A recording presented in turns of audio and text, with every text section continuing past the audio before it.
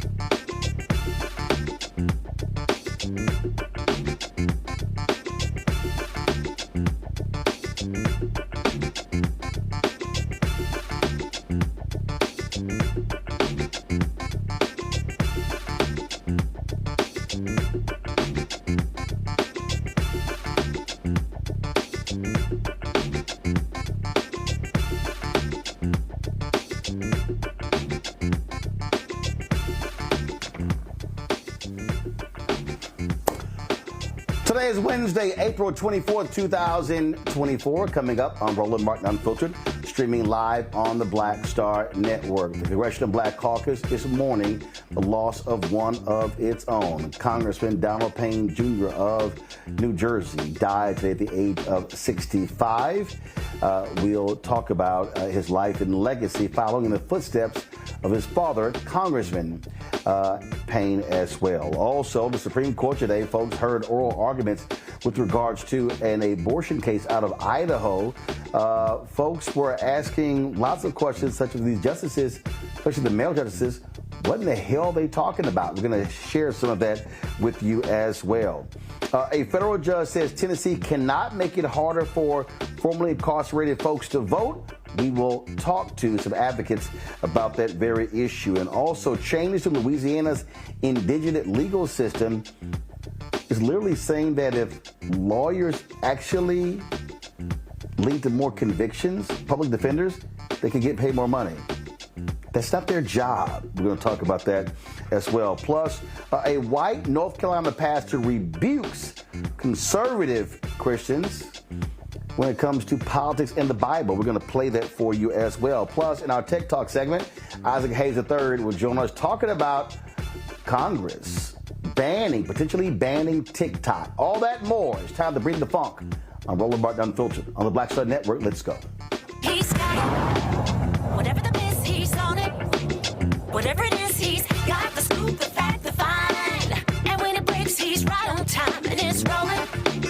Best believe he's knowing. Putting it down from sports to news to politics. With entertainment just for kicks, he's rolling. It's on go, y'all. It's Roland Martin, yeah.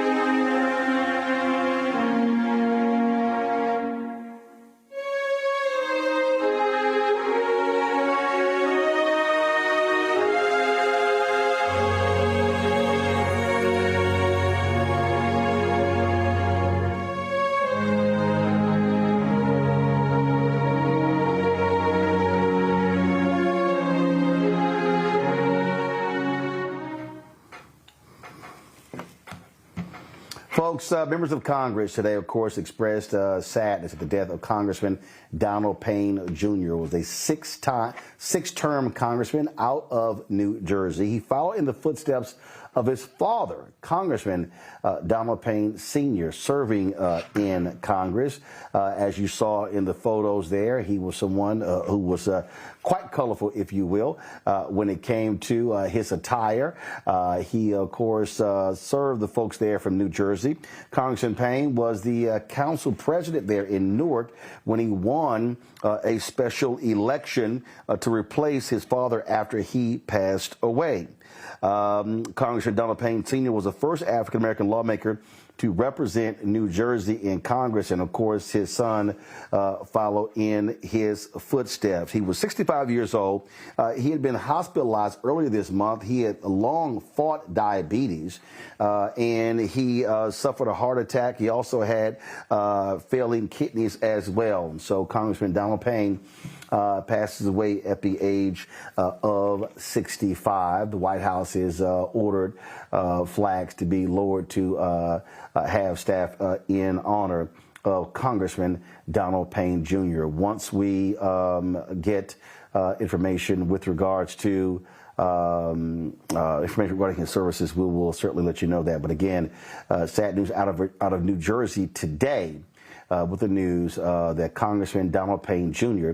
Has passed away at the age of 65. Folks, today in Washington, D.C., the Supreme Court heard oral arguments with regards to an abortion case out of Idaho. And the male justices had a lot of folks scratching their heads with the type of questions they were asking the Solicitor General. Check this out. Imagine a patient who goes to the ER with pre-prompt, 14 weeks. Again, abortion is accepted. She was in and out of the hospital up to 27 weeks. This particular patient, had to deliver her baby. The baby died. She had a hysterectomy, and she can no longer have children. All right, you're telling me the doctor there couldn't have done the abortion earlier? Again, it goes back to whether a doctor can, in good faith medical judgment. That's a lot for the doctor to risk. Well, I think it's protective of doctor judgment, Your Honor. When Idaho law changed to make the issue whether she's going to die or not, or whether she's going to have a serious medical condition, there's a big daylight by your standards, correct? It is very case by case. The examples That's of prom. I'm kind of shocked, actually, because I thought your own expert had said below that these kinds of cases were covered, and you're now saying they're not? No, I'm not saying that. That's just my point, Your Honor, is that... Well, you're hedging. I mean, Justice Sotomayor is asking you, would this be covered or not? And it was my understanding that the legislature's witnesses said that these would be covered. Yeah, and those doctors said if they were exercising their medical judgment, they could, in good faith, determine that life-saving care was necessary. And that's my point, is a subjective But some standard. doctors couldn't. Some doctors might reach a contrary conclusion, I think, is what Justice Sotomayor is asking you. We've now heard, let's see, an hour and a half of argument on this case, and one potentially very important phrase in EMTALA has hardly been mentioned. Maybe it hasn't even been mentioned at all, and that is EMTALA's reference to the woman's quote-unquote unborn child. Isn't that an odd phrase to put in a statute that imposes a mandate to perform abortions? Have you ever seen an abortion statute that uses the phrase unborn child? It's not an odd phrase when you look at what Congress was doing in 1989. There were well-publicized cases where women were experiencing conditions, their own health and life were not in danger, but the fetus was in grave distress and hospitals weren't treating them. Well, so what Congress did is that have you seen abortion statutes that use the phrase unborn child? Doesn't that tell us something? It tells us that Congress wanted to expand the protection for pregnant women so that they could get the same duties to screen and stabilize when they have a condition that's threatening the health and well-being of the unborn child. But what it doesn't suggest is that Congress simultaneously displaced the independent pre-existing obligation to treat a woman who herself is facing grave life and health consequences. I want to bring in my panel right now to welcome them to the show. So glad to have them here. First off, Robert Patillo, host of People, Passion, Politics, 1380 WAOK out of Atlanta, running for judicial position there in Atlanta. Glad to have him on the show. Also, folks, joining us on the panel is Rebecca Carruthers, Vice President, Fair Election Center out of D.C., and Tylik McMillan, Social Justice Leader and Movement Strategist. Rebecca, I'm starting with you. Elie Mystal had me cracking up laughing today with some of his posts, and one that really got my attention is when he said, with regard to these justices, how they were just flat out just driving him crazy. He said, let me find it here because I hollered. He said, "How are the men on SCOTUS allowed to be this ignorant about basic women's health? How have they gotten through their whole lives being this stupid? Effing read a book, watch an educational video, talk to a GYN for 5 entire minutes." I don't think Elie was too happy with the line of questioning coming from the conservative justices. You know, it was really interesting, even listening to Justice Amy Coney Barrett, and even with her take and how she was actually trying to support Sonia Sotomayor. So it was interesting seeing that even across ideology, that the women definitely have their viewpoints versus the men. But you know what? Let's even expand it beyond what Elie's tweet is that there are many Americans who don't understand basic anatomy, especially basic anatomy of women, or even understanding the entire reproductive cycle, or even during gestation. So it's, it's really unfortunate that this has become a political issue, even even within the court system, rather than a medical issue, a science issue. That's the proper arena in which to have these types of debate, even as legislation that's being proposed that impacts women, but also impacts people, period, with whether or not it's a planned pregnancy, an unplanned pregnancy, or, even in making the decision to bring the pregnancy to term. Robert, when you look at the question, it also goes to show you what the problem is when you have Supreme Court justices, again, who are trying to make medical decisions when that is not what their expertise is. This is part of the reason why we look at the Roe decision. It wasn't a decision approving or disapproving the concept of women's reproductive health. It was a question of privacy rights, that under Roe, a woman and her doctor had the right to privacy so they could make their own medical decisions between the two of them without the intercedence of the government or the Congress or the Supreme Court or anybody else. And the problem that you run into is that once you break that, once you abrogate this right to privacy as between a person and their doctor, well, now you are inserting the legislature. Now you are inserting courts to kind of parse these medical decisions. And as the great judicial historian Chris Rock once said, I wouldn't want a bunch of women making decisions about men's reproductive health. He didn't say it in those words. But at the same time, we need to leave these decisions up to medical professionals and to the individuals. And for people who claim to be conservative, who believe in small government, who say the government should have nothing to do with your life, nothing to do with your speech, nothing to do with your business. We shouldn't have any governmental regulations. It's very odd that the place that they draw that line is when it comes to women's health. Because as has been mentioned, as my wife tells me every time I have this conversation, men do not understand the conceptualization of what women have to go through on a daily, if not hourly, if not minute-by-minute basis. Or she articulated to me a few days ago, imagine having to sit in a meeting and keep a smile on your face and talk to people while your uterine lining is literally tearing out the middle of your body and working its way through your system. Most men will go home with a stubbed toe, let alone go through that. So maybe we should just shut the hell up and stay out of people's business and let them handle things as see fit. See, Tyler, the point that Robert makes there, that it is one about privacy and what you're dealing with here. I mean, we are seeing examples right now where doctors in emergency rooms are like, we don't know what the hell to do. We don't know if we could treat somebody. We don't know if we're going to be charged with something. And so, this is why this thing is all over the place as a result of the Supreme Court's Dobbs decision overturning Roe v. Wade.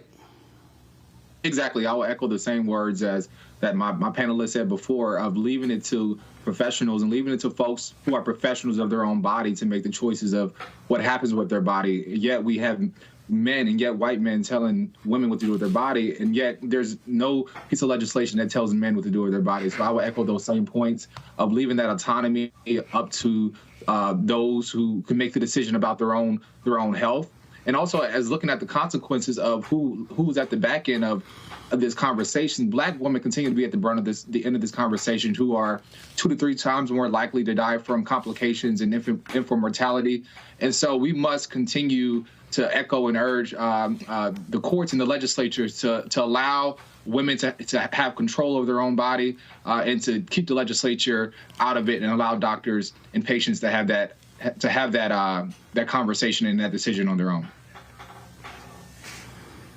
I got to have show one more of these Ellie Mister tweets. Ellie tweeted this, which I cracked up laughing when I saw it. He said, the SCOTUS men would literally know more about reproductive health if all they did was actually read the articles in Playboy.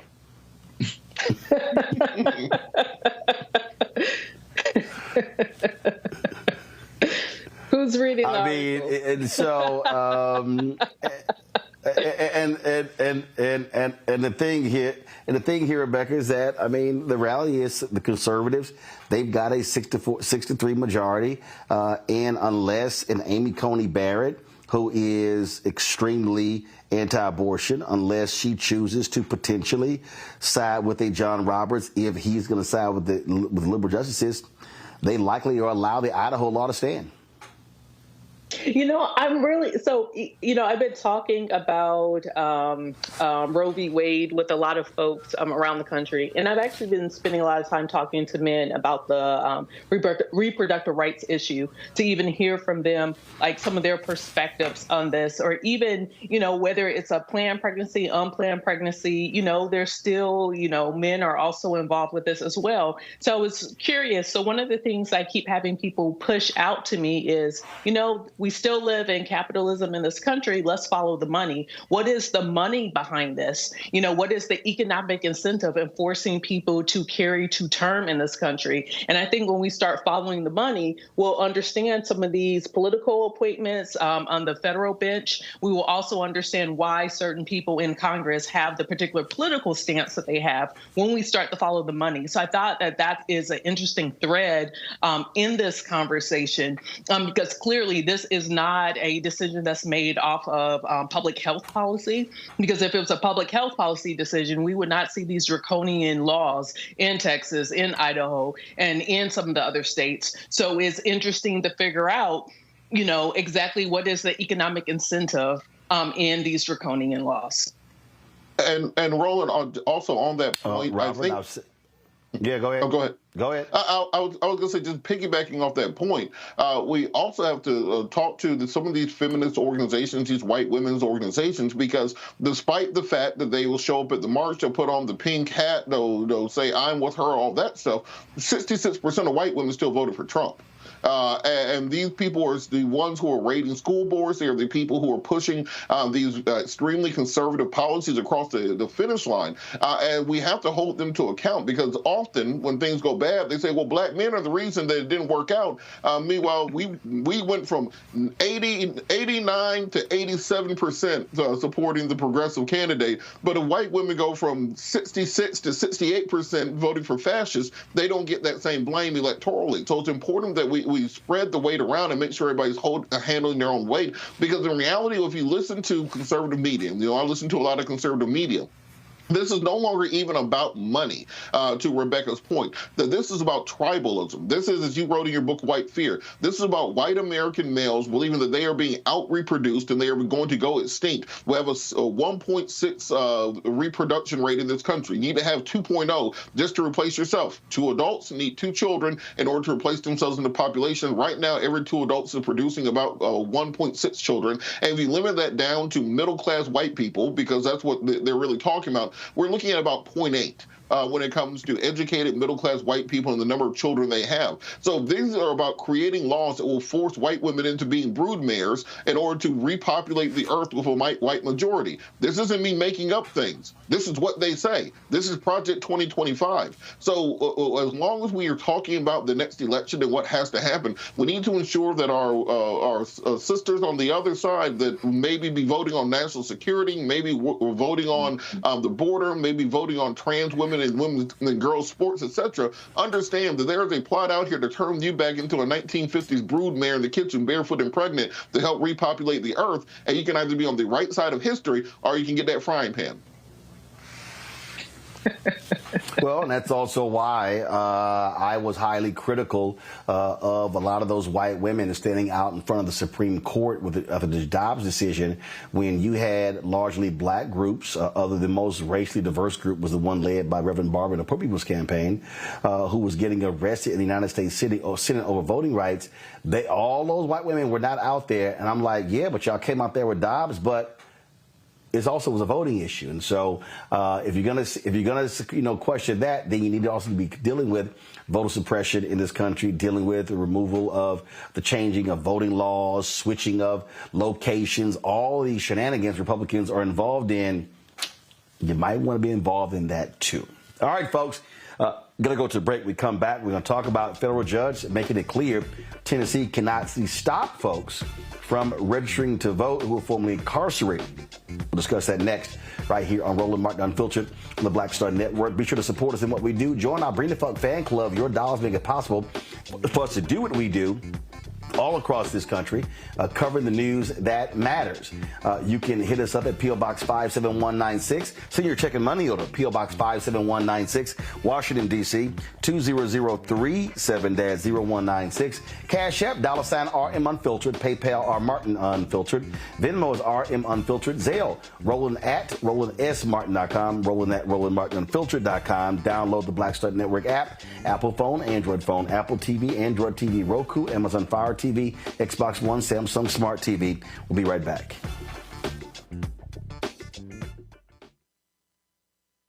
Fanbase is pioneering a new era of social media for the creator economy.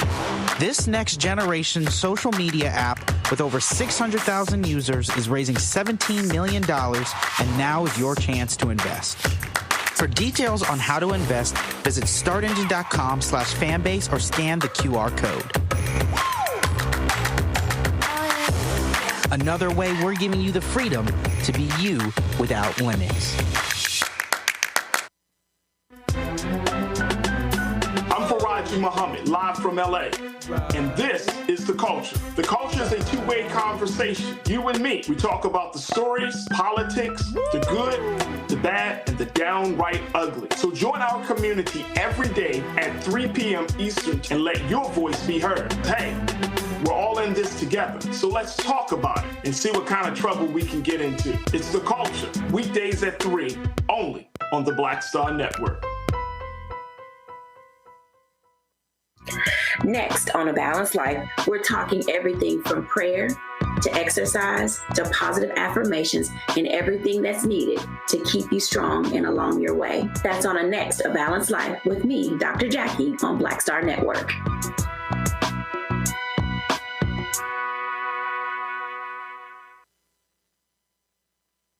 Next on the Black Table with me, Greg Carr.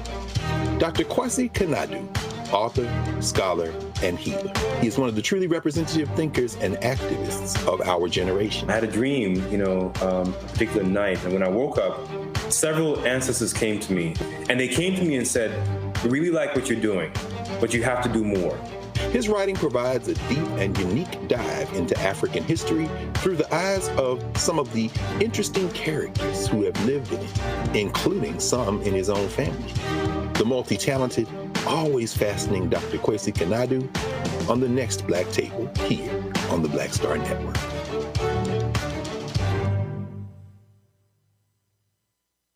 Hi, I'm Jo Marie Payne, voice of Sugar Mama on Disney's Louder and Prouder Disney Plus, and I'm with Roland Martin on Unfiltered.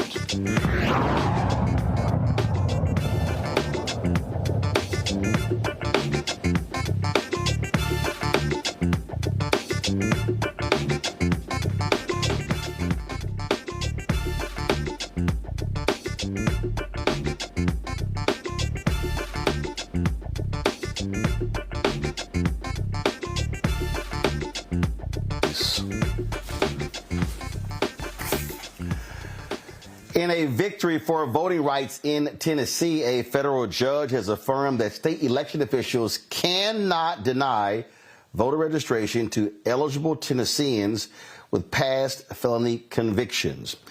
State officials must also inform potential voters of the eligibility requirements for voting after they have received a felony conviction.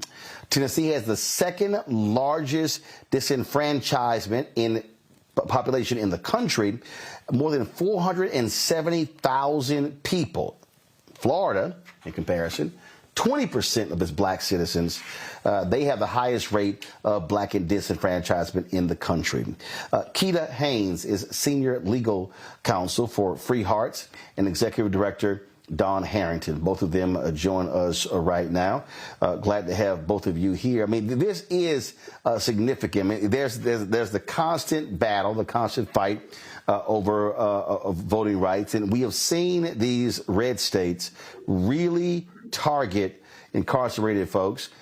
And because we know how the prison population is, that significantly impacts African Americans. Keita, you first.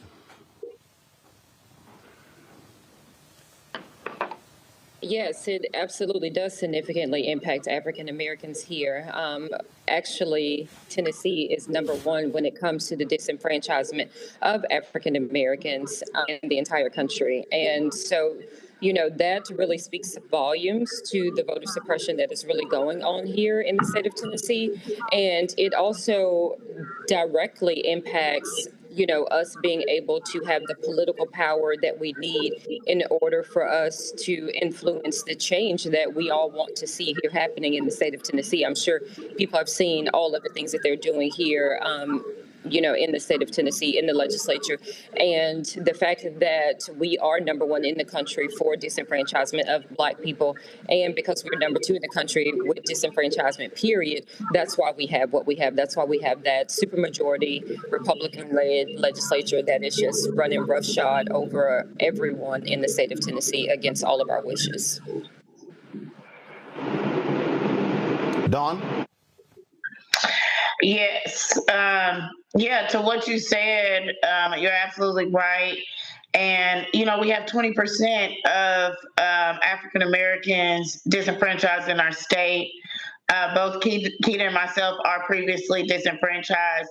And, you know, we're able to get our voting rights back. However, you know, for example, in my situation, I was only able to get my voting rights back because a national news story featured my story. But we know so many people that are not going to be able to have a national news story that features their story to get their voting rights back. And even from the point of us filing this lawsuit, things have gotten considerably worse.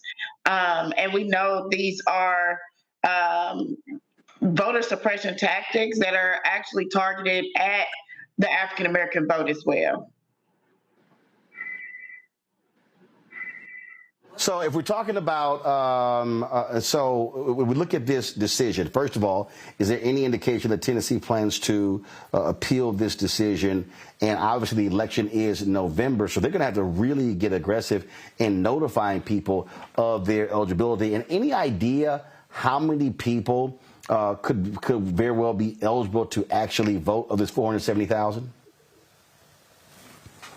No, there's really no indication of how many folks would be able to vote. And that's also a problem here in the state of Tennessee, because the Elections Division is not required to keep any data regarding the number of folks that are disenfranchised, where they're living, how many folks would be impacted by this judge's ruling and stuff. So, we really cannot say. But as Dawn said, we just want to make it clear that this is just a small step, right? A very small victory, because as Dawn mentioned, things have gotten so much worse here in the state of Tennessee. And so even with this judge's ruling, there's still other barriers that people would have to even, cross, and all these hurdles just in order for them to be able to get their voting rights back. So while we, applaud the judge and, are celebrating this ruling, there is still so much work that has to be done in this state around rights restoration work.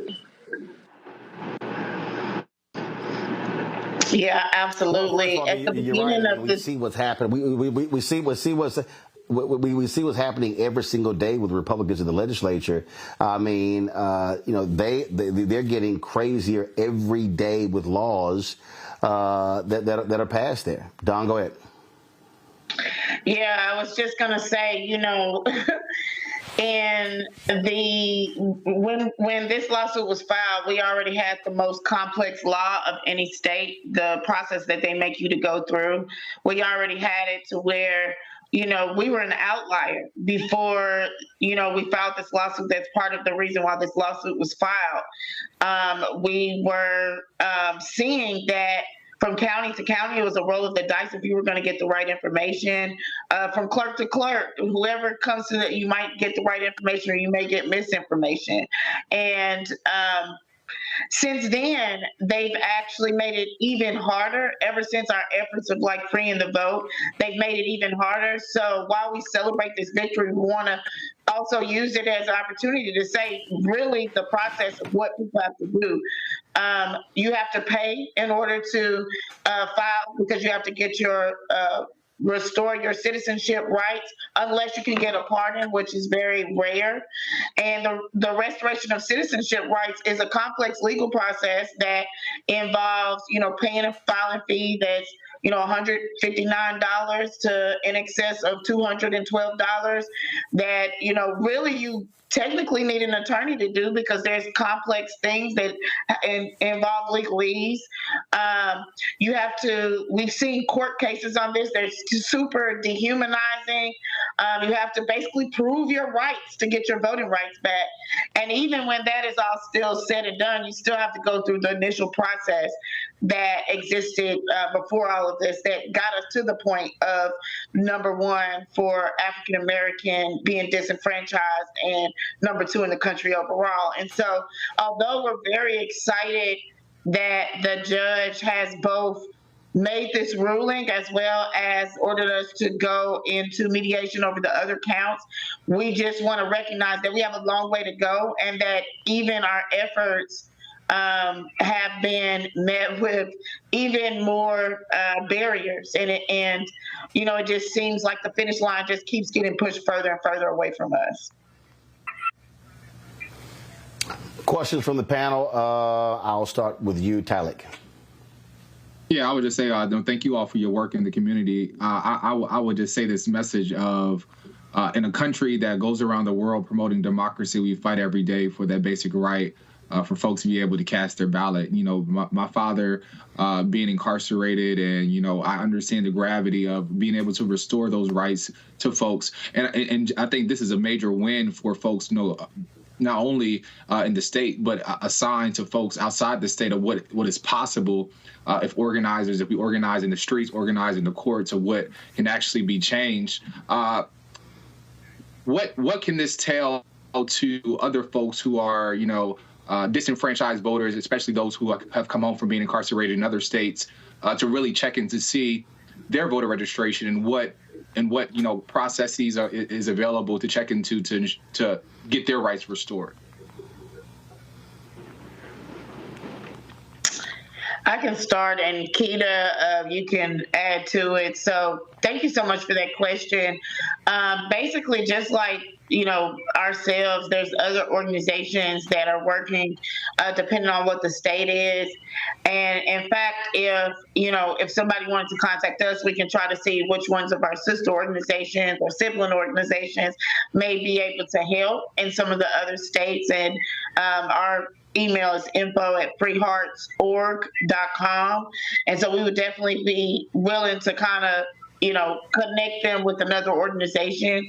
But I would just say, I'm not sure if many, I know not many of the states are as difficult as ours, but with ours, it's very difficult to just look online and see, for example, what you need to do to get your voting rights back. Because, for example, some of the things that they've changed, in addition to restoring citizenship rights, you also have to restore gun rights. They never issued that in a memorandum. They never said that except for to a reporter. But we know people that are being denied if they're unable to get your gun rights back. So people with felony drug convictions, people with violent felony convictions, they cannot get their gun rights back, therefore they can't get their voting rights back. And that's not said anywhere online. And so that's why I say to get with an organization that does this work there locally would be my suggestion.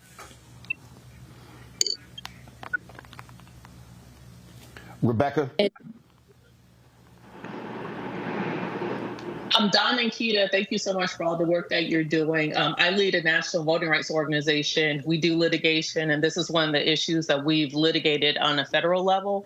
One thing that I will say, just from watching what Florida is doing, is that in 2018, when we saw that there was a rights restoration amendment that passed in Florida, we immediately saw the Florida legislature pass, in essence, what is a poll tax, which a lot of advocates, a lot of groups sued the state.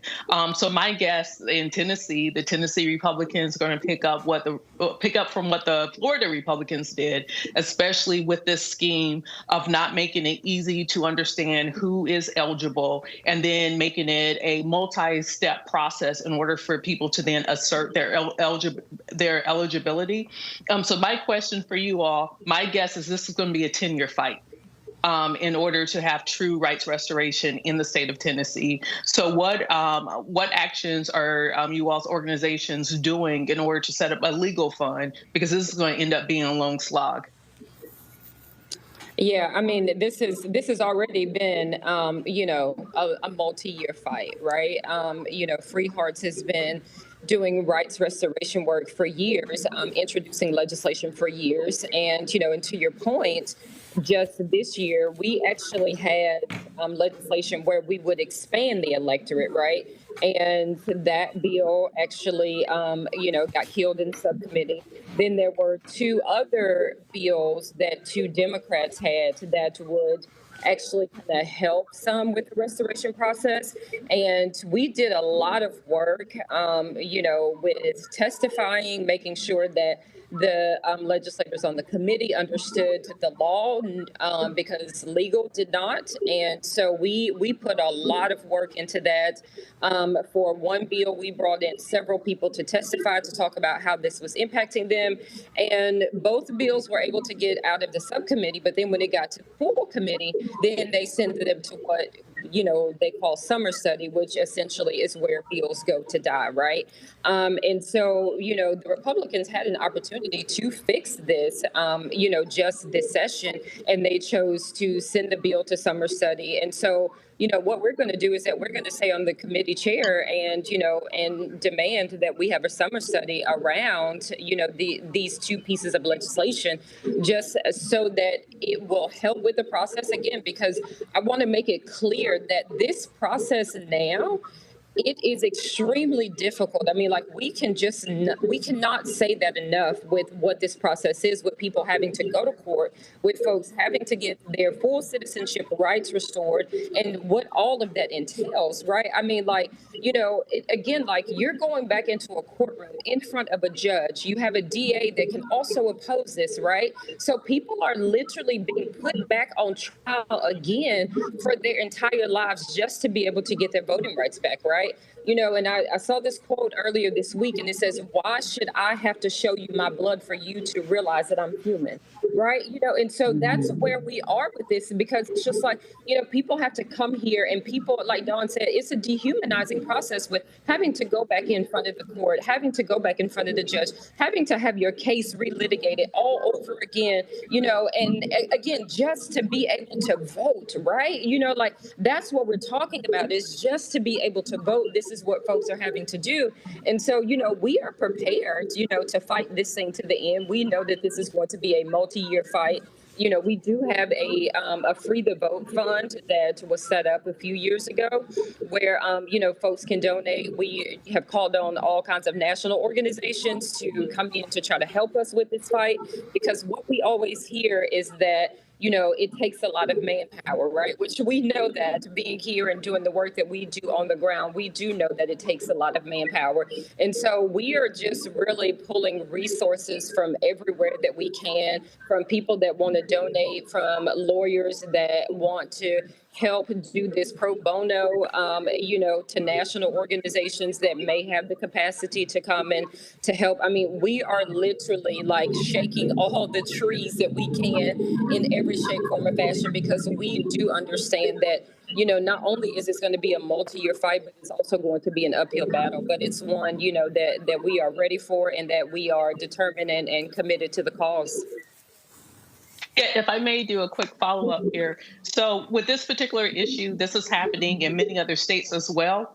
And one thing that we're seeing is that when there are these super majorities or overwhelming majorities in these state houses, such as Tennessee, one thing that we've seen from Republicans on this issue is that their unwillingness to actually do something. So everything dies in committee. And so that's one of the reasons why many national organizations doing this in multiple states, it's understanding that there is going to be a long-term litigation strategy around this in order to move the needle.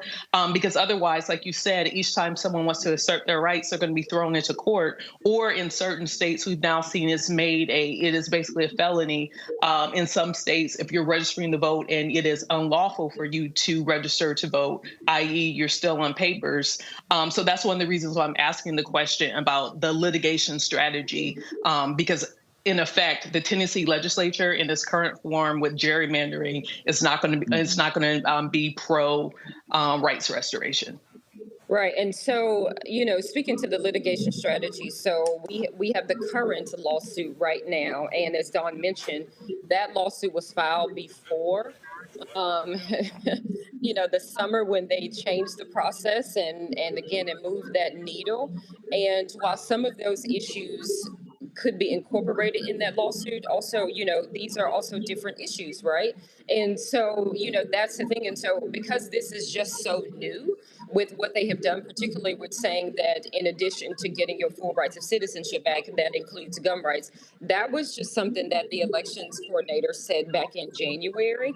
And so we are just now moving through the process, because I will tell you, the way that this has to be done, I spoke with a probation officer who has to fill out what we call the certificate of restoration after a person goes to court. And I spoke with her 2 weeks ago. And what she had told me is that since the one person that we know who filled out his certificate of restoration, who was denied, by the way, she says she's had none, zero, right? And so essentially what the Elections Commission has done with their new policy is that it has completely frozen the rights restoration process for folks here in Tennessee. And so in order for us to be able to use this legal strategy in court, we've got to be able to get people into court to first file these petitions. And again, it's traumatizing for people to have to go back into court and have to experience all of this again. And some people, it's just like, hey, like, I don't want to do it. And then also some people who cannot get their gun rights back because they have a violent felony or a felony drug offense,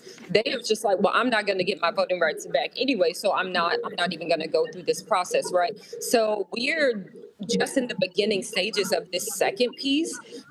But, we do have one case that we are working on right now where someone was denied because they could not get their gun rights back. And so, like I said, this is in the very, very infant stages because it's just been something that's so new. And, we have been educating the public on what this new process is and encouraging people that even if you cannot get your gun rights back, let's still file this because we can't change this until we file something in court and folks are denied, and then we can start filing these lawsuits. So we're in the beginning stages of this. We're educating the community, making sure that we are filing petitions in court all across the state of Tennessee. There's lawyers that's doing this all across the state of Tennessee. So we're definitely gearing up for the fight for sure. But feel free to come and join us. Look, federal voting rights too. Federal voting rights. I think. Robert, your question. Certainly, and this is going to be a bit of a piggyback off of Rebecca's question, because we saw earlier this year in the Trump case against Colorado, when Colorado removed President Trump from the ballot based upon the 14th Amendment for participation in an insurrection, that the Supreme Court ruled that that shouldn't apply in this to him in this situation, primarily because that was intended to apply to former Confederate soldiers who had served in the insurrection against the United States government during the Civil War. Why do I bring this up? Well, because the 14th Amendment is also the basis for felony disenfranchisement laws, because those same laws were meant to stop former Confederate soldiers from then going back and joining Congress, running for re-election, voting in elections, etc. It was expanded by the Gonzalez decision in, I think, 73, which applied it directly to the states. Has there been any national effort to challenge this challenge felony disenfranchisement writ large before the Supreme Court? Because it seems inconsistent to say that President Trump cannot be held liable under the 14th Amendment because he didn't participate in an insurrection against the United States as contemplated during the Civil War, but say to regular felons or regular people who've been convicted of felony that they are not that they can't vote based on the same law. So I will say that currently no one has brought that up, but again, we are open to any and all challenges around felony disenfranchisement here in the state of Tennessee. I do know when you talk about the Supreme Court, I do want to say that sometimes national organizations can be hesitant just because of the makeup of our Supreme Court here in Tennessee, which is kind of part of the reason why we are even here today, because of a Supreme Court ruling back in July, right? No one ever thought that the Supreme Court would say what they said, and then that the Elections Division would interpret it the way that they had interpreted it. And so, so that's kind of where we are, because again, like I said, we've talked with several folks and they was just like, well, I think, we could possibly win in the lower courts, but this is going to go to the Supreme Court. And, do we want to take the chance of the Supreme Court, doing the same thing that they did back in the summer, and now it's going to impact everyone that's trying to get their voting rights back. So, that's kind of where we are. But again, like I said, we are open to every conversation that we could possibly have about how we can challenge felony disenfranchisement here in the state of Tennessee. All right, folks, we certainly appreciate it. Keep up the good work, and we'll stay on top of this as well. Thanks a lot. Thank you. Thank you for having us. All right, take care. All right, folks, got to go to a break. We'll be right back. Roland Martin Unfiltered right here on the Black Star Network. I was just in my backyard. I was manifesting about life. I said, I would love to come back because it was a great time, and these kids need that right now. They need that male role model in the schools, I think. Even on TV. Because people are scared to go into the high school.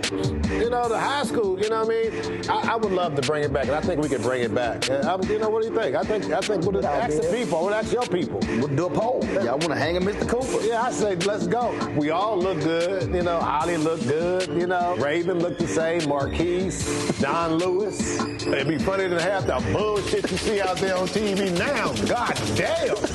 What the fuck? What happened to TV? Damn. It's some. I'm like, oh my God.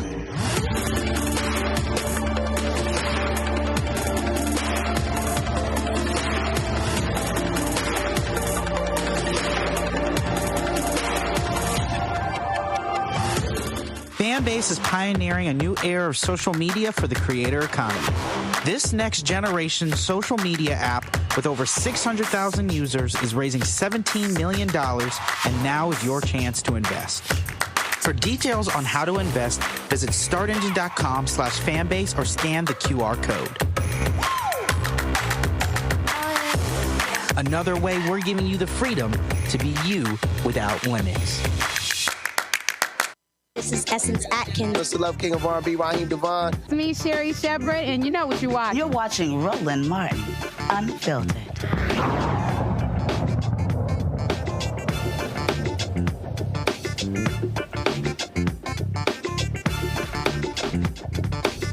Welcome back to Roland Martin Unfiltered.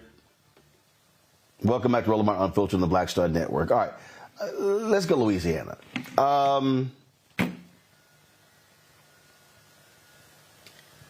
Tennessee is nuts. Tennessee is nuts. 100%. But there's little doubt that Louisiana is doing its best to play catch up. In Louisiana, check this out. They passed a bill in March giving Republican Governor Jeff Landry more command over the state's public defender system. Now, district defenders were told about potential pay cuts, also reversing raises. Now, mind you, this is the same state where they had a massive backlog in public defenders and already little pay for folks who have been arrested. The state literally is encouraging public defenders to open private practice. Now, check this out. The plan also ties public defender pay to fees that their clients must pay their office whenever they're convicted.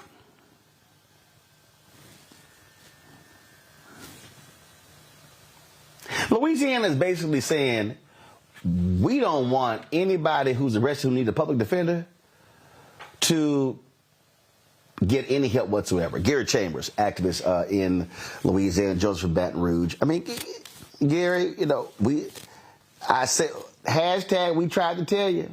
All these folks who sat their ass at home, who didn't show up, guess what? We see what the real deal is now when it comes to Republicans and this legislature under Governor Jeff Landry. This is outrageous.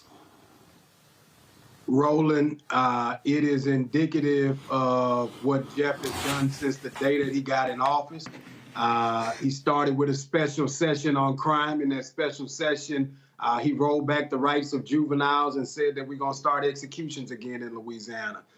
He has, since he's got into this session, gone after the public defender's office. He's cut there's right now a cut to the stipend for teacher pay increases.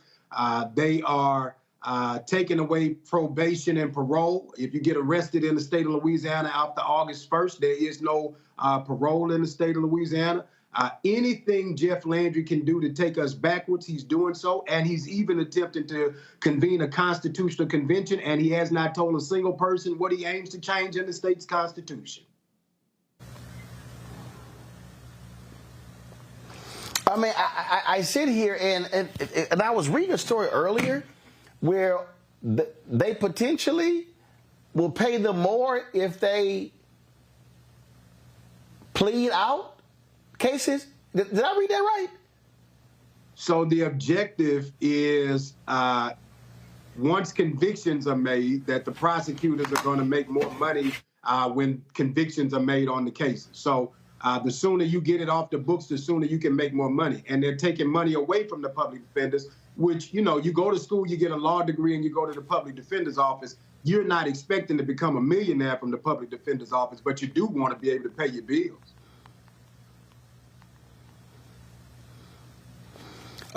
It's absolutely crazy, stunning. Robert, your thoughts? So on this exact point, I think this is crucial for people to understand why 90% of cases in the U.S. court system end in plea deals. That when you're talking about this, the public defender system, which is already underfunded, already understaffed, already overstressed, you're giving, you're basically greasing the slide to force these people to take these pleas because you don't have the manpower, the money, or the energy necessary to take all these cases to trial. Can you talk a little bit about the dangers that exist when people are really pushed both from the public defender and from the prosecution and from the judge to take plea deals as opposed to exercising their constitutional rights and actually going to trial on some of these cases? Well, we know firsthand that over and over people are exonerated for crimes that they did not commit, right? And so if you don't have the ability to have fair representation or a representation that actually wants to try to find out your innocence or prove your innocence, you're at a disadvantage. The other thing is, over the last 8 years, Louisiana had John Bel Edwards, who was a Democrat as governor, which a lot of the policies that he put in place was to help us address some of the criminal justice issues we have or the inequities within the criminal justice system. This governor is rolling those things back immediately, and I think that the consequence is he was an attorney general who is a former sheriff's deputy who is tough on crime and believes that the only way to fix crime is to lock people up. And there is no redemptive power for these people in incarceration under Jeff Landry. There is no path forward for these people. There is a belief that you are your worst decision, and we're going to penalize you for it, even kill you in the state of Louisiana, based on Jeff Landry's policies and the policies that are coming out of the state legislature right now. Rebecca. Hey, Gary, I used to live and work in Louisiana, and I'm thinking about some of my experiences there, including doing prison visits. And one of the things that I've been thinking about with this issue is follow the money. Because really, this is ultimately about money, because there are for-profit prisons in Louisiana. Under Bell's leadership with some of the criminal legal system reform, there was a decrease in the prison population, which hurt the bottom line of the for-profit prisons. So one of the things I'm not sure if viewers are aware, even when I was there post-Katrina and Rita, with some of the prison visits I did, it turns out that some of the people that I was doing Know Your Rights presentations for were people who were being detained by ICE, because at the time, and I don't know if this is still the case, in other states it costs about $150 a day to incarcerate someone, versus in Louisiana at the time it costs about $47 a day. Louisiana figured out a way to make it cheaper because they don't provide air conditioning in some of the prisons in Dangone, Louisiana. So one of the questions I have is, can you talk more about the money that the state is making from these private contracts? Like, for instance, we know at Angola, like the first 9 months, you're in a chain gang and you're picking cotton in the fields outside of Angola. So we know there's a lot of craziness, and there is extreme reliance on prison labor as a revenue generator in Louisiana. So can you talk about that and the economic implications of why this particular policy is probably being pushed? Well, I think that when you look at Jeff Landry's history as Attorney General, he attacked the rights of people consistently. And so his effort to put more people in jail is certainly to take care of the people who take care of his campaign accounts, right? Take care of the people who are funding the initiatives that are important to him, as well as the people who think like him, right? You got sheriff's officers who benefit from people being in their jail and the contracts and the work that those prisons provide to those businesses in those communities. We even had a sheriff in North Louisiana once say that the folks that are in jail, they wash our cars the best. You can't put them out and let them out. We need them to wash the cars and clean up, right? And so as if this is the 1800s and these folks are still on the plantation. Furthermore, there are people who work in the Capitol while they are prisoners that have to step on the side of the wall when a woman walks by the same way you would if you were a slave and a white woman walked by in the 1800s or the early 1900s. That today, right now, if you go to the Louisiana State Capitol while session is in today, there are black people in chains that are walking around there cleaning the building. Well, excuse me, they're not in chains, but they're walking around the building in a uniform that indicates that they are prisoners, cleaning the state capitol, and if a woman walks by, they got to step on the side.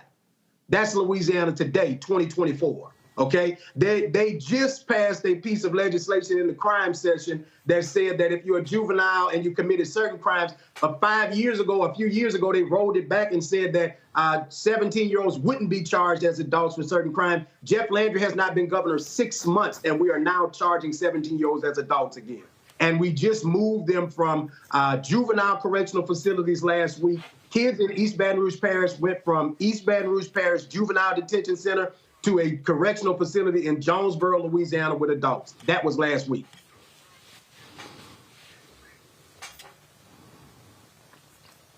Wow. Absolutely unbelievable. Tyler? Yeah, Gary Chambers, I want to thank you for your leadership and your voice. You have inspired generations since I have watched you, and so thank you for your service and your voice.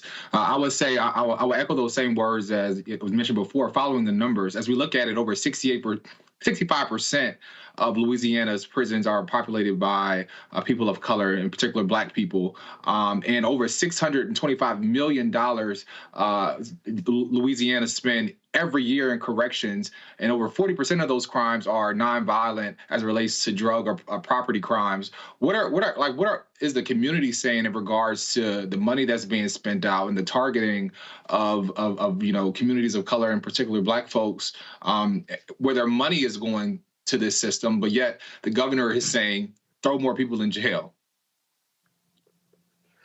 I think that the community is stunned today. I think that folks who didn't vote, that's always in the comment section talking, they didn't believe that he'd hit them this fast, this hard. And now that he is, people are trying to figure out which way they're going to go. The truth is the only way you're going to go is to vote in the next few years, because I hope you're holding on and finding some lawyers so that we can sue, because the only way we're going to stop some of this is litigation. Also, hopefully Judge Shelley Dick is going to give us a map that's a fair map and call for new elections in Louisiana. If we get new legislative elections, then they won't have a supermajority in the Senate and the House. We'll pick up more seats in the Senate and the House for Black representation, and that will impede some of what they have. But we still have to get people in the attitude and disposition of understanding that you have to vote in every election, even when there are people on the ballot that you're not excited about, because we don't vote to get excited. We vote to get the job done, because we're paying taxes into a system where people are abusing our resources rather than using our resources to help our communities.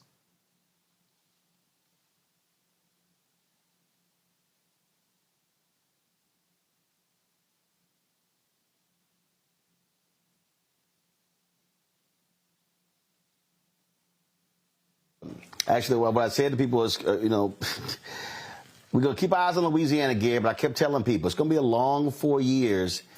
And when you sit out, when you choose the couch over the ballot box, I don't want to hear a damn thing. That's right. That's right. Thank you always, Roland, for illuminating what's happening down here. It's going to be a rough ride, but I got my cowboy boots on. I'm ready, brother. All right, then. I appreciate it, bro. Thanks a lot. You be well. All right, folks. Thanks a lot. About to go to a break. Hey, folks, before I do so, though, I said this on yesterday. Of course, there are a lot of people who wanted to kill the music, please. There are a lot of people who have been asking me a couple of book signings about my book, which covered the Obama election.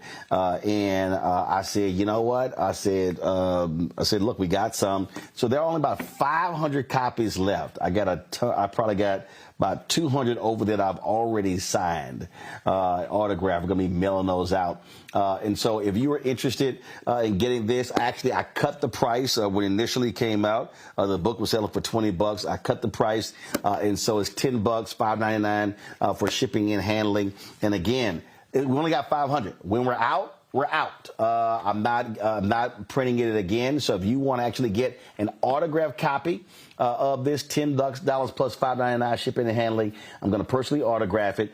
And as I said, it's my coverage of the election. There are some wonderful photos in here of the stuff that I shot as well.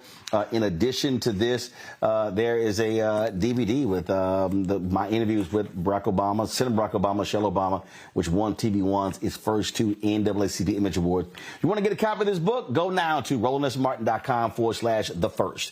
RolandSMartin.com/thefirst. Like I said, only 500 copies, folks. When I sign and ship all of them, that's it. Not going to reprint them again. And so if you want to get that, go to RolandSMartin.com/thefirst. All right, back in a moment. Fanbase is pioneering a new era of social media for the creator economy. This next generation social media app with over 600,000 users is raising $17 million, and now is your chance to invest. For details on how to invest, visit startengine.com/fanbase or scan the QR code. Another way we're giving you the freedom to be you without limits. On the next Get Wealthy with me, Deborah Owens, America's Wealth Coach, have you ever had that $1 million idea and wondered how you could make it a reality? On the next Get Wealthy, you're going to meet Liska Askalise, the inventress, someone who made her own idea a reality and now is showing others how they can do it too. Positive, focusing in on the thing that you want to do, writing it down, and not speaking to naysayers or anybody about your product until you've taken some steps to at least execute. Liska Askalise on the next Get Wealthy, right here, only on Black Star Network.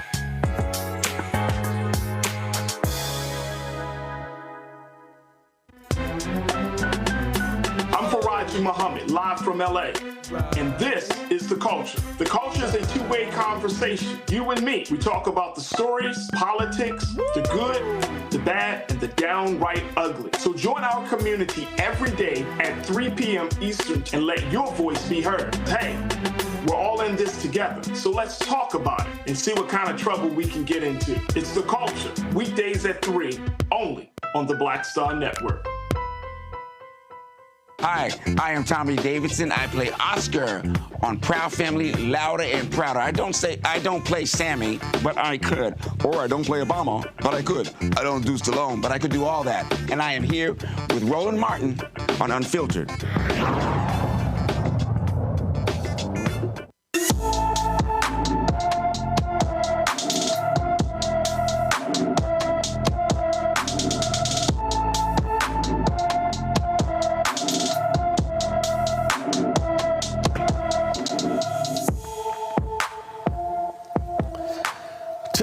Been missing from Albany, Georgia since March 12th. The 26-year-old is 5 feet 2 inches tall, weighs 92 pounds, with black hair and brown eyes. Anyone with information about Tennille Ward should call the Albany, Georgia Police Department at 229-431-2132, 229-431-2132. All right, folks.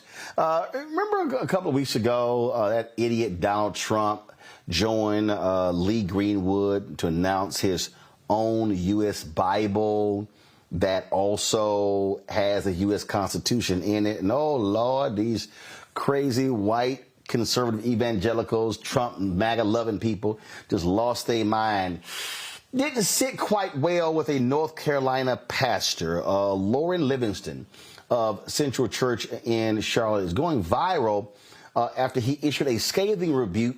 Did not mention Trump by name, and his supporters, but we damn sure knew who he was talking about. People that don't read and pray will get politics mixed up with church. They start mixing and meshing together. That's why some of you bring politics into the church. You think that politics is spiritual stuff. Politics is of this world. You think it's your duty to be political about this, that, and the other. No, your duty is to serve the Lord your God with all your heart, mind, soul, body, and strength, and love your neighbor as yourself. Don't be talking to me about my spiritual responsibility to vote. I don't have a spiritual responsibility to vote. I have a civic privilege. Don't be telling me that voting is spiritual. See, that's what happens when you don't read and pray. When you don't read and pray, you say, wow, there's a Bible out now that includes the Constitution and the Bill of Rights. Isn't that wonderful? No. No, it's disgusting. It's blasphemous. It's a ploy. Are you kidding me? Some of you are so encouraged by that. Let me tell you something. The gospel is not an American gospel. It is the gospel of the Lord Jesus Christ.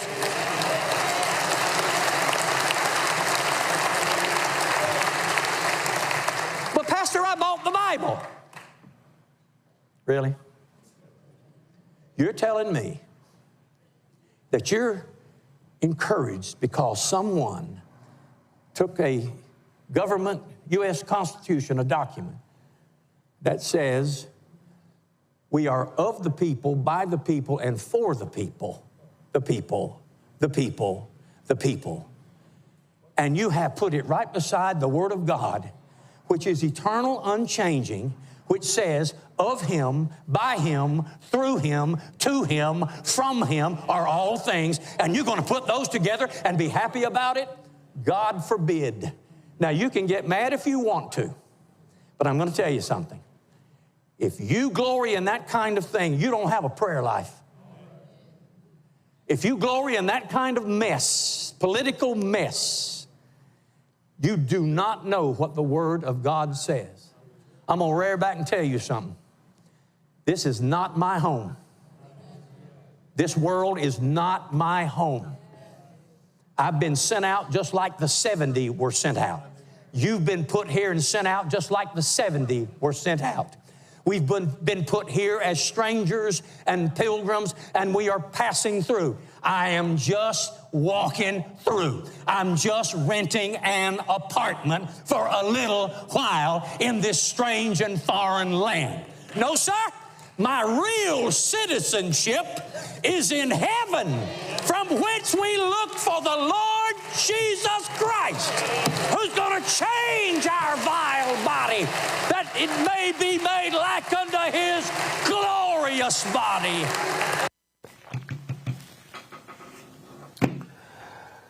As I said, he did not name any one by name, but he laid it out there, Robert.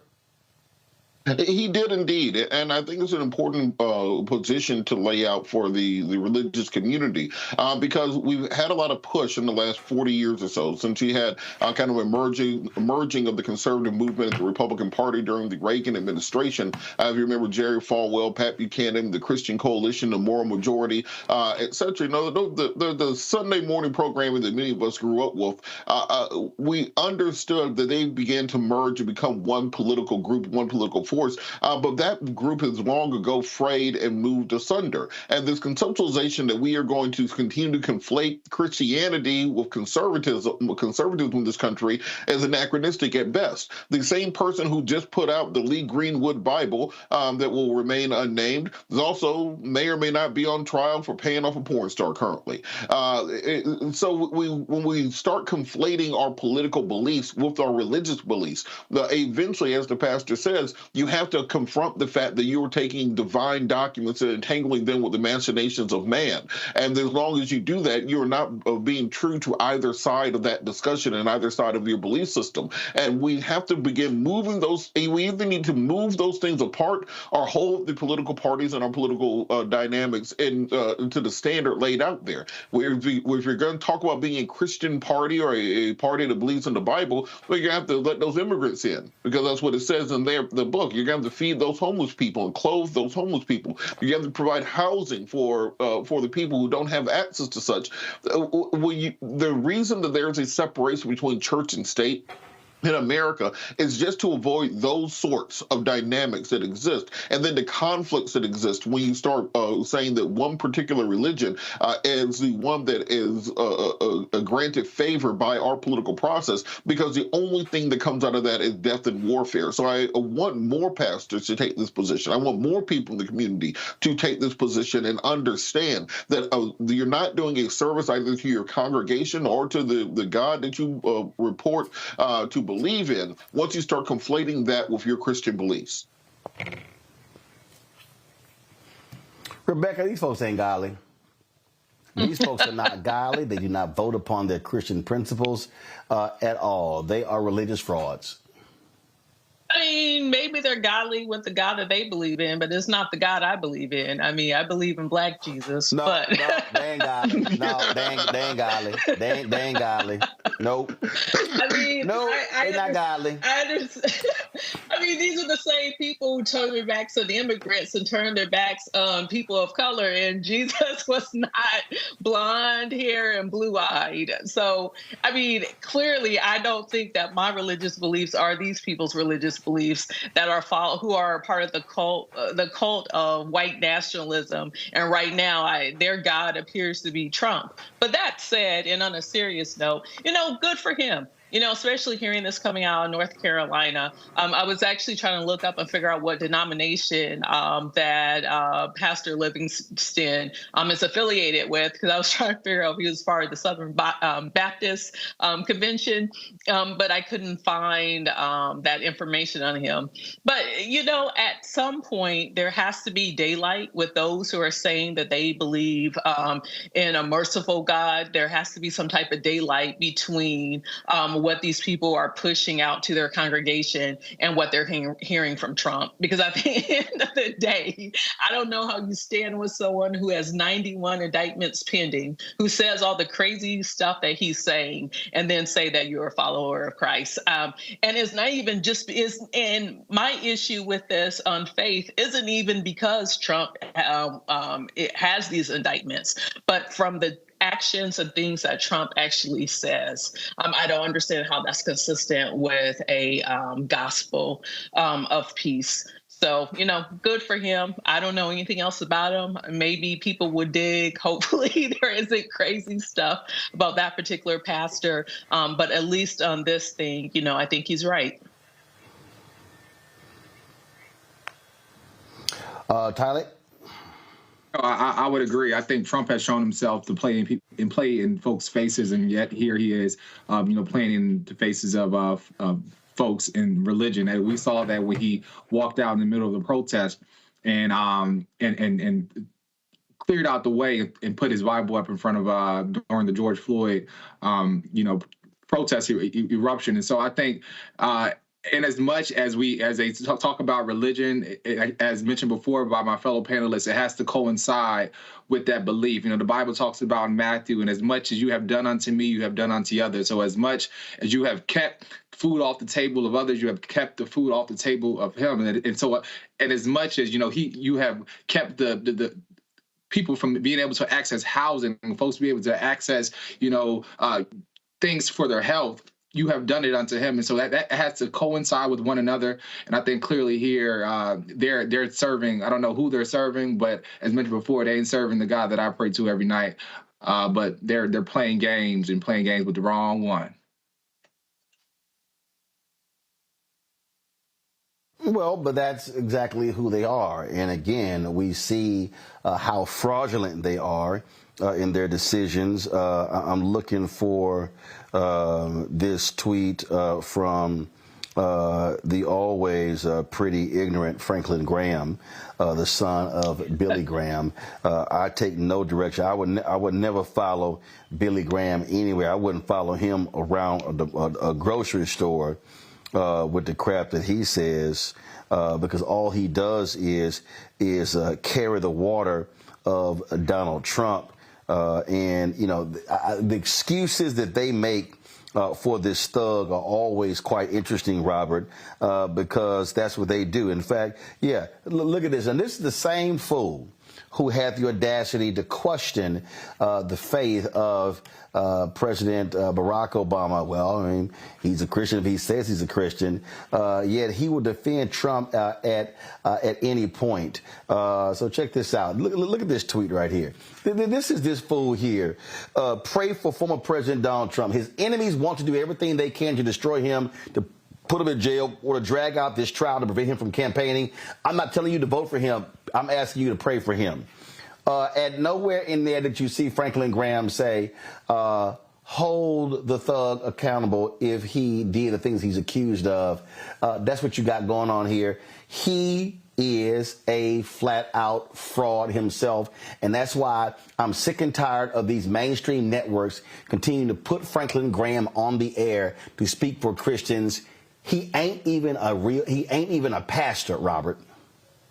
Yeah, you know. And in fact, I'll go ahead and say this, Robert. I go ahead and say this here. The only reason he took over his daddy's ministry is because of his genitalia. The reality is, the real preacher in the family, the real preacher is his sister. She can out-preach this fool any day, and it's only because she's a woman that she was not put in charge of the family ministry. She's much smarter and a better preacher than this idiot Franklin Graham.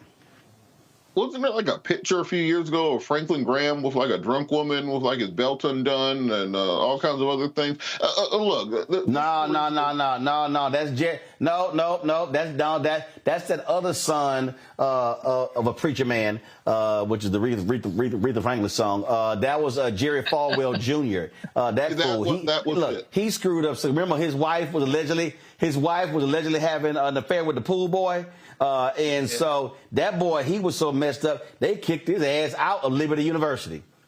Bro, the point that I'm making is this the reason we have a crisis of faith in this country. You have an entire generation, 2 generations, 3 generations at this point in time that have rejected the church and the church's teaching primarily because of the hypocrisy of the people leading the church. Because the church is no longer what it was when many of us were growing up, this moral paradigm of the community where you could trust in the word of the pastor, where you could trust that the money you were donating was going to the community and to its causes, where you could trust that what you were being fed on Sunday was true fruit for your soul that could sustain you throughout the week. Because these churches become theatrical performances in large part, because they've become sold out to politics, because they've been sold out to corporations, where they will come in on Sunday and be selling you Coca-Cola and cell phones and everything else right there in the sanctuary of the church. Many people have left religion altogether and just have moved towards spirituality.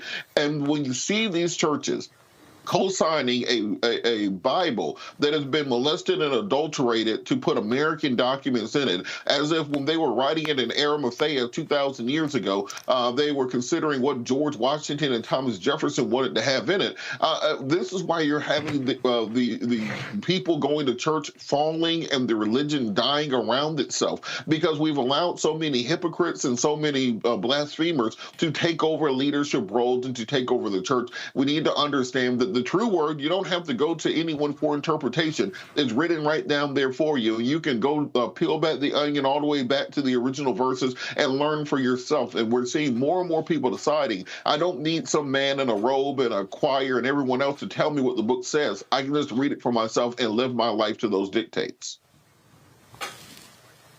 Well, look, we have preachers and leaders, but this fool is a fraudulent Christian as ever we can think about it.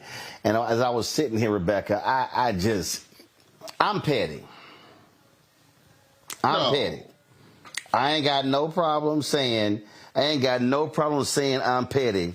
And let me show my pettiness when it comes to this fake Christian, so-called God-fearing fool. He really is a demon. He really is a disciple of the devil. That's Donald Trump.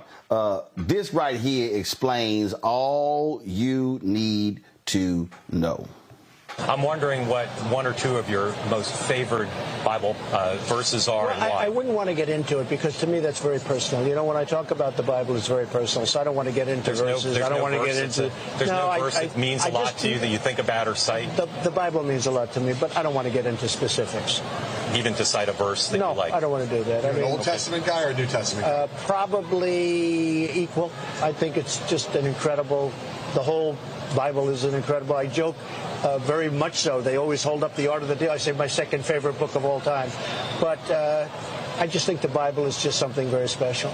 I'm wondering what one or two of your most favored Bible verses.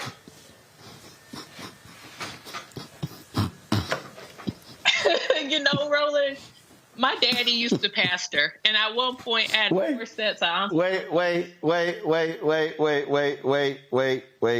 Hold up. I got to run that back. I'm wondering what one or two of your most favored Bible verses are and why. I wouldn't want to get into it because to me that's very personal. You know, when I talk about the Bible, it's very personal, so I don't want to get into verses. I don't want to get into... There's no verse that means a lot to you that you think about or cite? The Bible means a lot to me, but I don't want to get into specifics. Even to cite a verse that you like? No, I don't want to do that. You're an Old Testament guy or a New Testament guy? Probably equal. It's just an incredible... The whole Bible is an incredible... I joke very much so. They always hold up the Art of the Deal. I say my second favorite book of all time. But I just think the Bible is just something very special. I'm wondering what one or two of your most favored Bible verses are and why. I wouldn't want to get into it. Rebecca, go ahead. So at one point, I had 4 sets of aunts and uncles who were pastoring Kojic churches. So definitely grew up in church. And I think I might have been a teenager, and my dad was asking me my favorite scripture. And you know what I told him? I said, my favorite passage is when Jesus showed up to the temple and whipped those people's behinds. I said, that's my inspiration of Jesus. I said, the meek and mild stuff, y'all can keep it. But what happened while... Here, that's my favorite. But here's the bottom line. The Bible also says, render unto Caesar what is Caesar's, i.e. pay your taxes. If some of these churches had to pay taxes, I don't think some of these churches would exist anymore. And what's unfortunate is that we're seeing with the rise of white nationalism in this country, it has happened because of the Christian right, which really isn't using the Bible, but is pushing the spirituality of whiteness and the superiority of whiteness. Where the Spirit of the Lord, 2 Corinthians. But I got more petty. I just got to be petty. Here we go. But 2 Corinthians, right? 2 Corinthians 3:17. That's the whole ball game. Where the Spirit of the Lord, right? Where the Spirit of the Lord is, there is liberty. And here there is Liberty College, but Liberty University. But it is so true. But 2 Corinthians, right? 2 Corinthians 3:17. That's the whole ball game. Them fools at Liberty actually clap for that.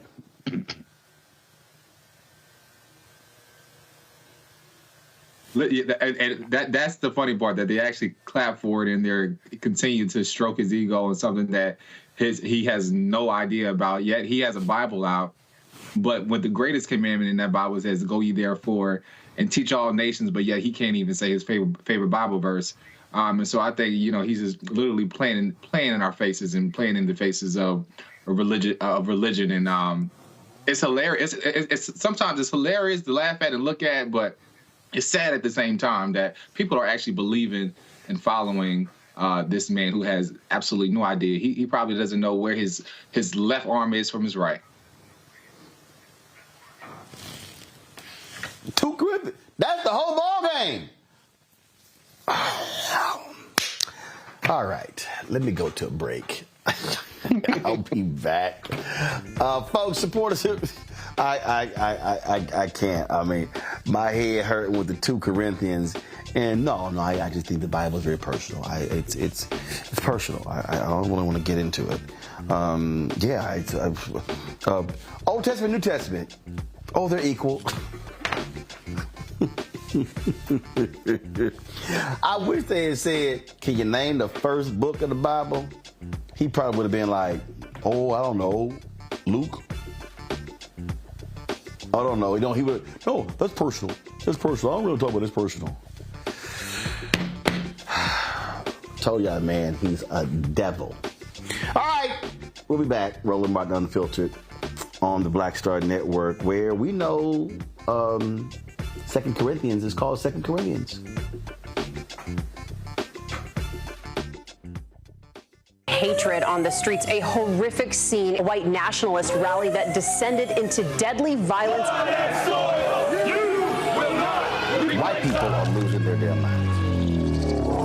As an angry pro-Trump mob storms the U.S. Capitol, we're about to see the rise of what I call white minority resistance. We have seen white folks in this country who simply cannot tolerate black folks voting. I think what we're seeing is the inevitable result of violent denial. This is part of American history. Every time that people of color have made progress, whether real or symbolic, there has been what Carol Anderson at Emory University calls white rage as a backlash. This is the rise of the Proud Boys and the Boogaloo Boys. America, there's going to be more of this. Here's all the Proud Boys, guys. This country is getting increasingly racist in its behaviors and its attitudes because of the fear of white people. The fear that they're taking our jobs, they're taking our resources, they're taking our women. This is white fear.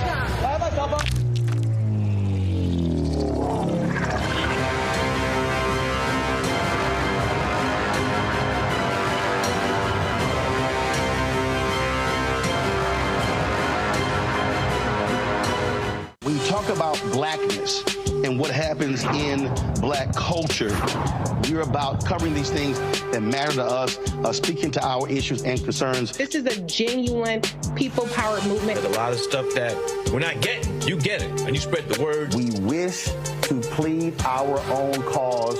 Too long have others spoken for us. We cannot tell our own story if we can't pay for it. This is about covering us. Invest in black-owned media. Your dollars matter.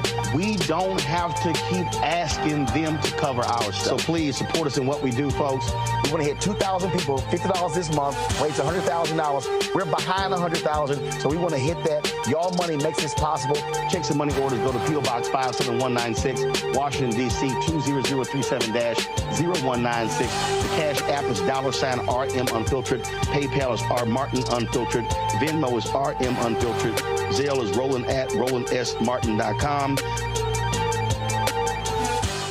It's John Murray, the executive producer of the new Sherry Shepherd Talk Show. This is your boy, Earthquake. And you're tuned in to Roland Martin Unfiltered.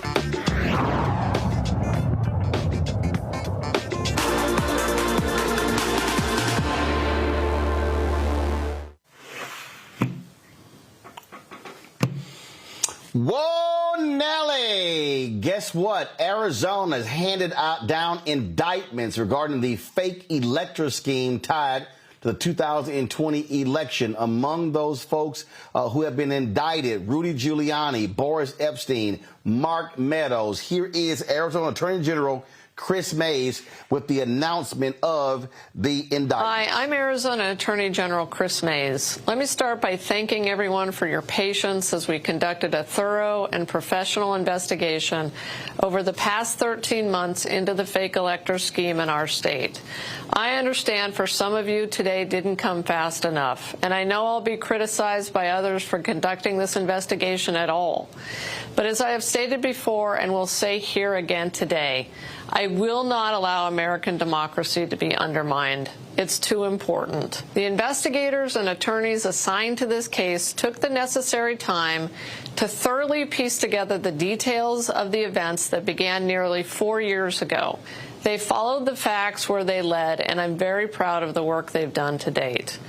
We're here because justice demands an answer to the efforts that the defendants and other unindicted co-conspirators allegedly took to undermine the will of Arizona's voters during the 2020 presidential election. Arizona's election was free and fair. The people of Arizona elected President Biden. Unwilling to accept this fact, the defendants charged by the state grand jury allegedly schemed to prevent the lawful transfer of the presidency. Whatever their reasoning was, the plot to violate the law must be answered for, and I was elected to uphold the law of this state. The scheme, had it succeeded, would have deprived Arizona's voters of their right to have their votes counted for their chosen president. It effectively would have made their right to vote meaningless. Now, 11 people have been indicted. 7 others have been indicted. And the 11 folks who were indicted, let me read this here. Were 11 Republicans who participated in the certificate signing. Now, remember, in Michigan, the Attorney General there filed felony charges against 16 Republicans who they classified as fake electors. The Washington Post is, give me 1 second, I want to pull this story up because the Washington Post is reporting, because the 7 other names were redacted in the news here. But give me 1 second. I'm pulling up the Post right now. So let me pull this story up. I'm just going to go through it with you right here. Let me pull it up here. And so their headline says, Meadows, Giuliani, and other Trump allies charged in Arizona 2020 election probe. This is a huge development. Rebecca? This absolutely is a huge development. What's really interesting, especially for this to happen in the state of Arizona, is that we know Arizona is one of the top swing states, and this is definitely going to have a ripple effect within even what we expect at the national level with the Electoral College, with seeing where those numbers are going to lie. So what's also interesting, this is on the heels of now being of abortion and reproductive rights being a major issue in the state of Arizona, especially with the ruling that said that the state is able to go back to, I believe, 1864, 1863 particular laws around reproductive. Thank you, 1864, around reproductive laws. So this is going to be a 1-2 punch that's going to really energize what we're going to see happening over the next few months. I'll be interested to see what the organizers on the ground that's trying to register more people to vote, but also get people to understand, even if you're not completely enthused about who's on the top of the ticket, Trump versus Biden, this now elevates this issue in a way of, hey, this is beyond Trump versus Biden, but this is about which type of administration do you want to see holding the White House come November 6th? So what's really interesting is that this is going to be a real opportunity for folks to be able to mobilize people and actually not convince people who are undecided. It's really that people aren't undecided about who they want to vote for, but they're undecided with whether or not they're going to vote. So I think this is actually going to be positive with getting some of those folks who are undecided if they were going to go and vote November 6th and actually convert them to actually vote on November 6th. Robert, keep in mind Biden won Arizona by 10,000 votes. This is what the Washington Post says. Here we go to my iPad. Those indicted include former Trump White House Chief of Staff Mark Meadows, attorneys Rudy Giuliani, Jenna Ellis, John Eastman, and Christina Bobb, top campaign advisor Boris Epstein, and former campaign aide Mike Roman. They are accused of allegedly aiding an unsuccessful strategy to award the state's electoral votes to Trump instead of Biden after the 2020 election. Also charged are the Republicans who signed paperwork on December 14, 2020, that falsely purported Trump was the rightful winner, including former state party chair Kelly Ward, state senators Jake Hoffman and Anthony Kern, and Tyler Bowyer, a GOP National Committee man and chief operating officer of Turning Point Action, the campaign arm of the pro-Trump conservative group Turning Point USA. Trump was not charged, but he is described in the indictment as an unindicted co-conspirator. Robert, your thoughts? This is interesting because it falls along with many of the other cases where similar issues were charged, such as in Fulton County and in Michigan, as was said previously. But this one, you have an added wrinkle because many of the people who are indicted in this case have already taken plea deals in other cases. For example, Jenna Ellis, Sidney Powell, Eastman, those sorts of individuals. So it's going to be interesting to see how exactly those other plea deals play into these charges in other jurisdictions around the country, because if they're accused of many of the same actions under many of the same statutes, we could see these people basically just parading around the country taking plea deals to these cases. I also think it's very interesting they chose not to indict Trump in the case, because in other similar cases, they have decided to indict the former president, and primarily because the way they've done it in other states is to try to get plea deals out of the lower tier individuals who are involved in the conspiracy in order to get the bigger fish. In Arizona, they didn't charge it that way. They charged these as individual crimes as opposed to being part of larger conspiracies. So we're going to have a nice exercise over the course of the next 18 months to 2 years as these cases get litigated. So what's a more effective prosecutorial strategy, charging individuals in these large RICO cases, these large organized crime cases, as they would be conspiracy cases, or these individual charges against defendants when it comes to getting these things done? But I would love for our conservative friends to just simply mount the defense of, I didn't do it. We're going to be exonerated by the court system. We understand the concerns by the state. Everything we did was consistent with the Constitution and statutory laws. Instead of the courts against us is a conspiracy. Everyone's coming down. The Legion of Doom, it's the Darth Vader, it's the Sith Lords, all coming against me at one time, as opposed to simply saying we'll be exonerated by the court system, because that's what you say when you're actually innocent. You only talk about conspiracies when you don't have any other defense. Tyler, this is the you see right here. This is the Post story. This is the second round of charges for Meadows, Giuliani, Ellis, Eastman, and Roman, who were all indicted alongside Trump in Georgia last year. Ellis pleaded guilty in October to illegally conspiring to overturn Trump's 2020 election loss in Georgia and has been cooperating with prosecutors. This is the first time Epstein, now a top 2024 campaign aide who frequently talks with the former president, has been charged for his alleged actions after the 2020 election. That right there, again, shows you what happens. And keep in mind, this is also why voting matters, because that attorney general, she barely won election there in Arizona to be the attorney general. Yeah, I will echo that same thing. Voting has consequences, and who you put in office determines the level of their work. And as we see here, clearly, this is an administration that will hold, as mentioned by my panelists mentioned, will hold any White House accountable. But as I think about giving out indictments, I can't help but think about Oprah when she was giving out them cards and said, "You get an indictment, you get an indictment, you get an indictment." So I'm just hoping that that this accountability will continue to roll, and I'm eager to see how this will translate to other states, and as we're seeing in the case of New York.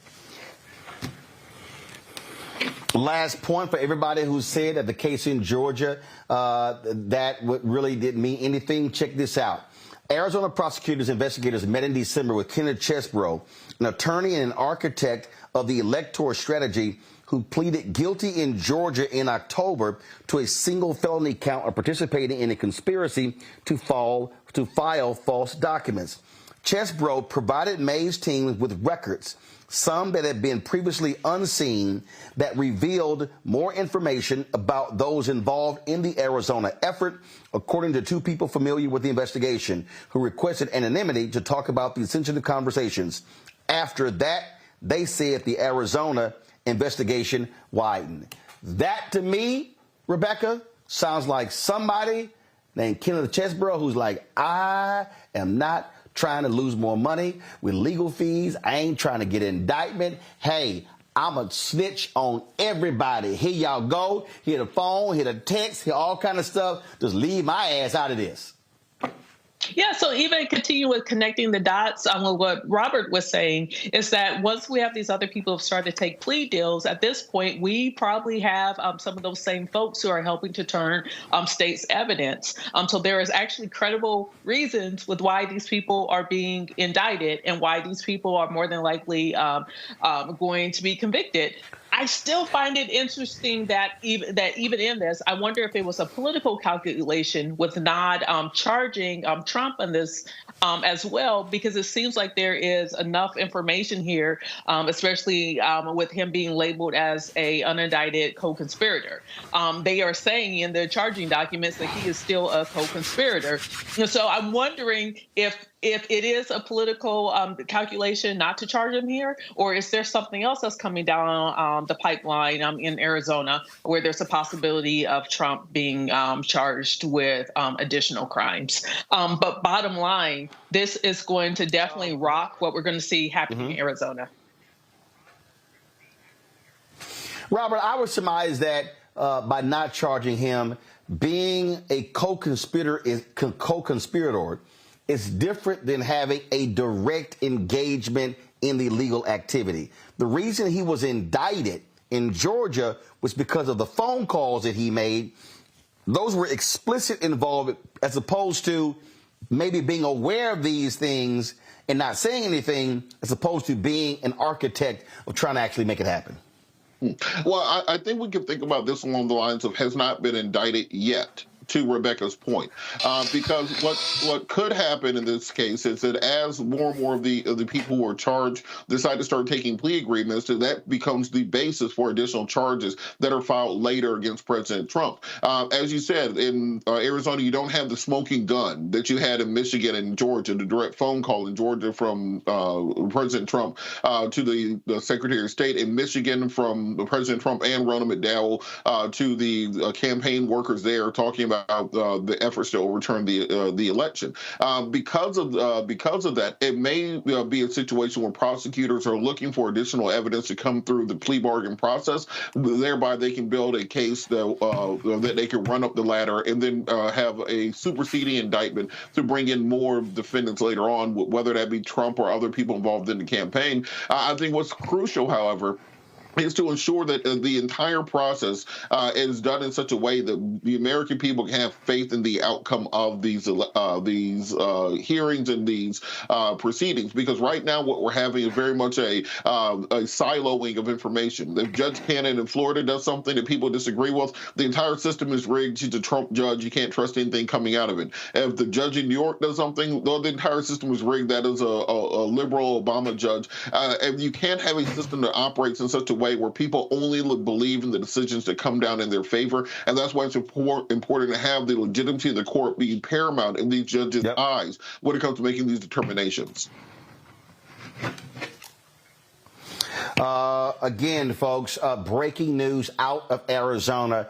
11 Republicans have been charged for their participation in the fake elector scheme. There are 7 other people whose names have not been released. They were redacted from the indictment because they have not been served the indictment. But according to the Washington Post, they include Mark Meadows, former Donald Trump chief of staff, Rudy Giuliani, one of his attorneys, Jenna Ellis, one of his attorneys, John Eastman, one of his attorneys, and Boris Epstein, who worked on his campaign. We will certainly bring you more details as they come forth. Got to go to a break. We come back. TikTok could very well be banned by Congress after a bill passed the Senate. It's now on its way to be signed by President Joe Biden. What does that mean for the hugely popular app? We'll discuss it next in Tech Talk with Isaac Hayes III, founder of Fanbase. Folks, back on Roland Martin Unfiltered on the Black Star Network in a moment. When you talk about blackness and what happens in black culture, we're about covering these things that matter to us, speaking to our issues and concerns. This is a genuine people-powered movement. There's a lot of stuff that we're not getting. You get it, and you spread the word. We wish to plead our own cause. Too long have others spoken for us. We cannot tell our own story if we can't pay for it. This is about covering us. Invest in black-owned media. Your dollars matter. We don't have to keep asking them to cover our stuff. So please support us in what we do, folks. We want to hit 2,000 people, $50 this month, raise $100,000. We're behind 100,000, so we want to hit that. Y'all money makes this possible. Checks and money orders go to P.O. Box 57196, Washington, D.C. 20037-0196. The Cash App is $RM Unfiltered. PayPal is R Martin Unfiltered. Venmo is RM Unfiltered. Zelle is Roland at RolandSMartin.com. Hello, I'm Paula J. Parker. Truly proud on the Proud Family, Louder and Prouder on Disney+. And you're watching Roland Martin Unfiltered.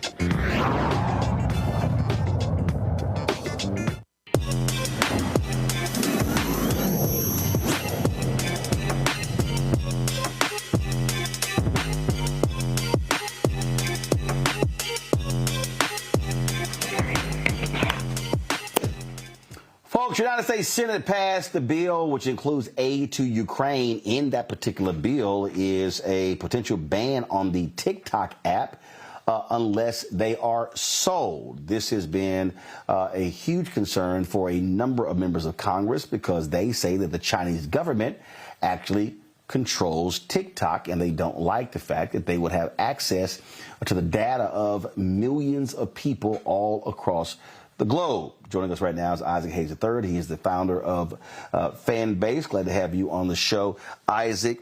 Before I get to that, just give us an update on the raise that Fan Base has embarked on.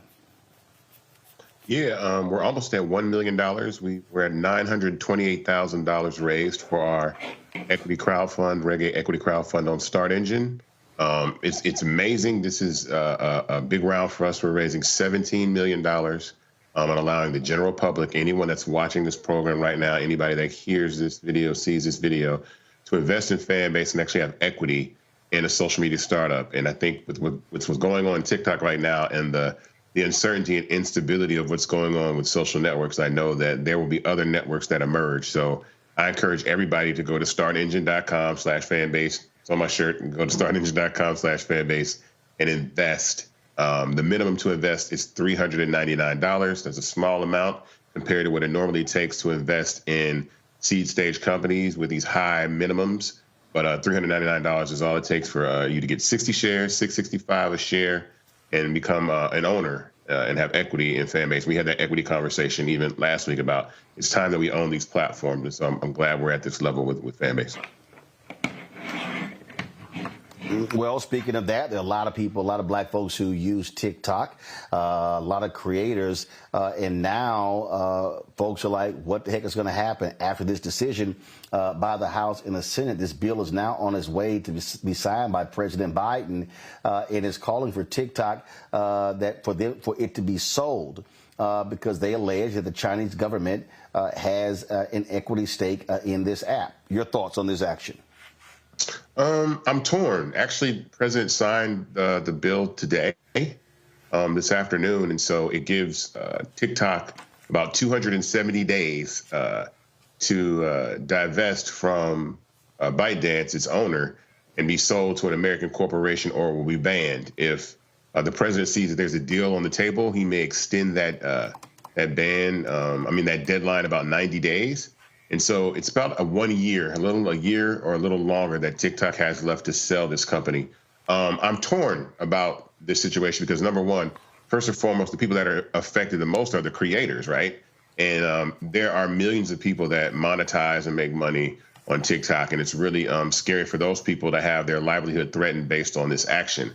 But at the same time, I understand that they may not want to accept the fact that in all fairness, there are no American companies that operate inside of China. So there is no Instagram, there is no Facebook, there is no Twitter, there is no Snapchat allowed to operate So as a form of reciprocity, why should a Chinese-owned company be allowed to operate in America? So I don't think TikTok is going to go anywhere per se, but I think it will be divested and sold to an American corporation that will continue to run it with the concerns that they have about, Chinese having access to users' data, Americans' data. This is the, give me 1 second. I want to pull it. Oh, no, don't go to that. I'm going to go to something else, y'all. I want to pull up, I got two different things. I'm on the computer here. And so let me pull this story up because this is what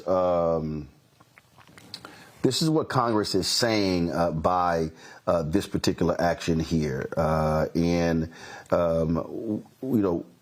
What they're saying is that this is all about ensuring that the Chinese do not continue their involvement with espionage. What a lot of people don't understand is that the United States is in a constant battle with the Chinese, with Iran, with North Korea, with Russia, and other folks as well when it comes to espionage.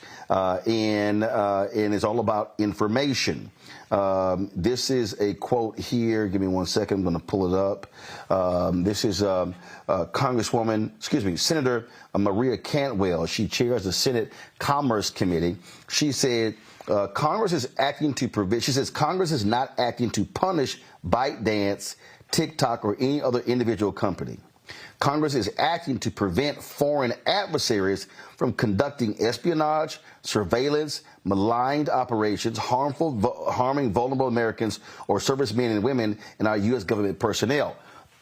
What people, users are one thing.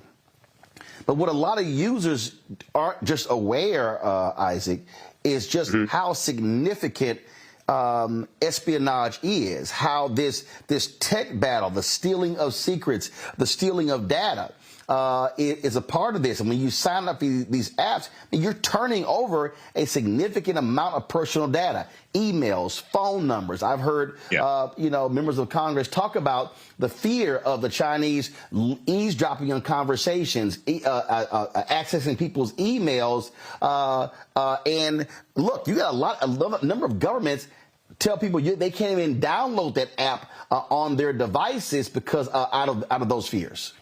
Yeah, well, one of the things that I think people forget is before this ban came into place, it was actually brought to the attention of ByteDance that they should not allow the Chinese government to actually have ownership. The problem here is that the actual Chinese government owns part of ByteDance, which is TikTok's parent company. So the first choice was to say that if the Chinese government divests from ownership in ByteDance, then there wouldn't be a ban because the Chinese government doesn't own ByteDance. The Chinese government refused. They still said with the Chinese government owning part of ByteDance that TikTok was still a safe place. But you understand that the communist country like China, they can do whatever they want to. They can have access to whatever they want to. So China refused to divest itself from ByteDance. So therefore, America decided that it made the decision to ban TikTok. So this isn't just something to come out of the blue.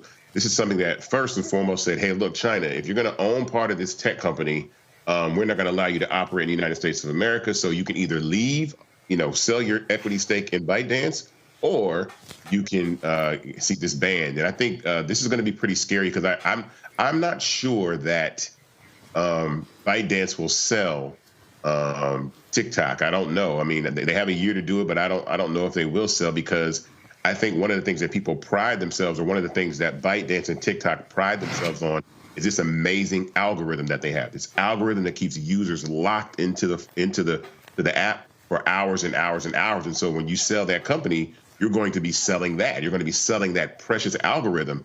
And so whoever winds up purchasing TikTok, if it does happen, is going to get a massive tool of influence and power in marketing. And I think that's one of the things that is going to make this situation a little different, a little complex, and see if ByteDance will hold firm and they'll try to fight this in court. Robert, for a lot of these content creators who don't follow any of this stuff, they don't even understand that this is not new Robert, when we talk about banning the Chinese, right here. This is a political story from earlier this month. U.S. states are cutting off Chinese citizens and companies from land ownership. So this is not, something that's new in the United States. There are laws in this country to prevent foreign ownership of various United States assets, Robert. I want people to understand that we've been in the middle of a virtual war with China for over 2 decades at this point in time. If you take a look at the Chinese J-20 stealth fighter, just take a little picture of it and look at an F-22 or F-35 from the front. It's the same damn plane because we had a massive data leak where the Chinese were able to steal information on our stealth fighters that came from a military base. Somebody's in prison over there right now. We have digital attacks against our power grid, against critical infrastructure that are headquartered in China. Remember, Jack Ma, the Chinese billionaire, just disappeared for a few years there, and then came back, and he seemed to be a completely different human being. So I know people want to do their dances on TikTok, etc., and the viral content on all those sorts of things. But if you were to introduce a Trojan horse that you wanted everybody to bring into their homes, put on their personal networks, put on their work networks, where you will be able to hack and download data, forget the stuff on your phone. They want you taking your phone into the Pentagon. They want you taking your phone into Google. They want you taking your phone into Delta, then putting it on the Wi-Fi there so they can have a direct access to every document that comes through there and every bit of the terabyte of information so that they can decrypt it. And the world's fastest supercomputer is located in China, even faster than the quantum computers here in the United States of America that can perform billions of searches and queries by the second. The strongest AI in the world is located in China. So when we're talking about TikTok, what we're really doing is the same thing the Chinese are doing to America, which is that if we allowed American companies into China, America will be spying on China also. The only way to keep our critical national security infrastructure safe and protected is to not allow these things onto our networks. We've seen what has happened before. We'll see what will happen again. And this is a prudent step by the Biden administration. And I think more than likely this will end up being sold within the next year. Here's one of the things that, Rebecca, that people also don't realize. Foreigners cannot own more than 25% of a U.S. airline. And not only that, they cannot have operational control of that particular airline. And so, again, this is one of those things that a lot of people, I've seen a lot of these videos on social media, people mad, upset with this decision, not realizing that there are already existing laws in place that limit foreign ownership of what are deemed to be national security interest industries in the United States. I think it's also very important to keep letting people know and informing them the national security reasons in this. And the reason why I say this is that I work with a lot of Gen Zs and college campuses, and I even think about some of my friends who have teenagers now who are up in arms and they're anti-Biden because of this particular issue. We make jokes all the time about the Meta companies saying that, Instagram is listening to you anyway, because when you have a conversation with your friend, the next thing you know, you'll see a targeted sponsored ad targeted towards you that's about the very thing that you were just talking out loud with your friends. Whether or not that is true or not, with whether or not companies like Meta is actively listening to people, even when the app isn't open, I don't know about that. But one thing that I do know is that even when you have an American company, even if that American company is skirting the line when it comes to privacy, one thing that I know is because they are an American company, the federal government and even some state governments can regulate those actions, fine those particular companies. But the issue here is when you have a foreign actor that has actively spied on Americans, as long as that foreign actor is allowed to perform on American soil, i.e. Americans have access to TikTok, there really isn't a lot of regulation that the U.S. government or even state governments can do to prevent their intrusion into privacy. Outside of having rigid sanctions against China, the U.S. really wouldn't have a lot in its tool belt. So while I do have empathy for some of the creators who are making their living off of a platform like TikTok. There's also other platforms such as Fanbase, but there's also other platforms like YouTube where folks are able to take their content, monetize their content. But this also might push creators back into actually creating their own platforms or going to a fan base where they will have equity stake, in fan base, or even be able to immediately monetize their content on fan base in a way that is transparent. Because one thing we do know is that TikTok, comparatively, doesn't pay well. Like, you're not most of your folks doing their dances on TikTok aren't even making $100 off of any of those dances. So there are other places for people to go. But I do think it's important to be able to explain what the distinction is and why specifically this particular company, there's a bigger problem with this privacy intrusions. Tyler, folks may not even realize, and again, this is just one of those things that, obviously I knew because this is our industry that we're in, but here's a perfect example right here. It wasn't until 2017 that foreigners were allowed to own TV stations in the United States. That law existed up until 7 years ago. Yeah, exactly. And I think the context and understanding is important. And I think today when we saw the announcement, I saw all up and down my feed of folks who are upset about this. And I think I definitely agree with the folks who have, concerns about their living and, monetizing and, providing for their families. But at the same time, I think the administration has to make clarity of what this actually means, especially during a crucial election year. And as mentioned, even before, American companies such as Instagram and Twitter and Snapchat aren't allowed in China, but yet they are allowed here. And so there some form of oversight was bound to happen regardless of which political party. And I think it's critical. And I think just to let folks know, this law will not directly immediate stop your disruption on your TikTok. It still has to go through the buying process. It may have to go through some legal battles. But for the clarity of it, as you mentioned before, the Chinese government, Communist Party, has stake in TikTok. And so I think it is really about the bottom line of protecting national security, protecting the data of American citizens, and even going deeper into it, the Chinese government has content recommendations, algorithms that control what we see on our feeds. And so, as I mentioned before, oversight at some point was bound to happen. But I do think there has to be a level of education because there's a lot of misinformation going around saying, they just want to keep us from being able to access information. But the bottom line is protecting our national security is most important.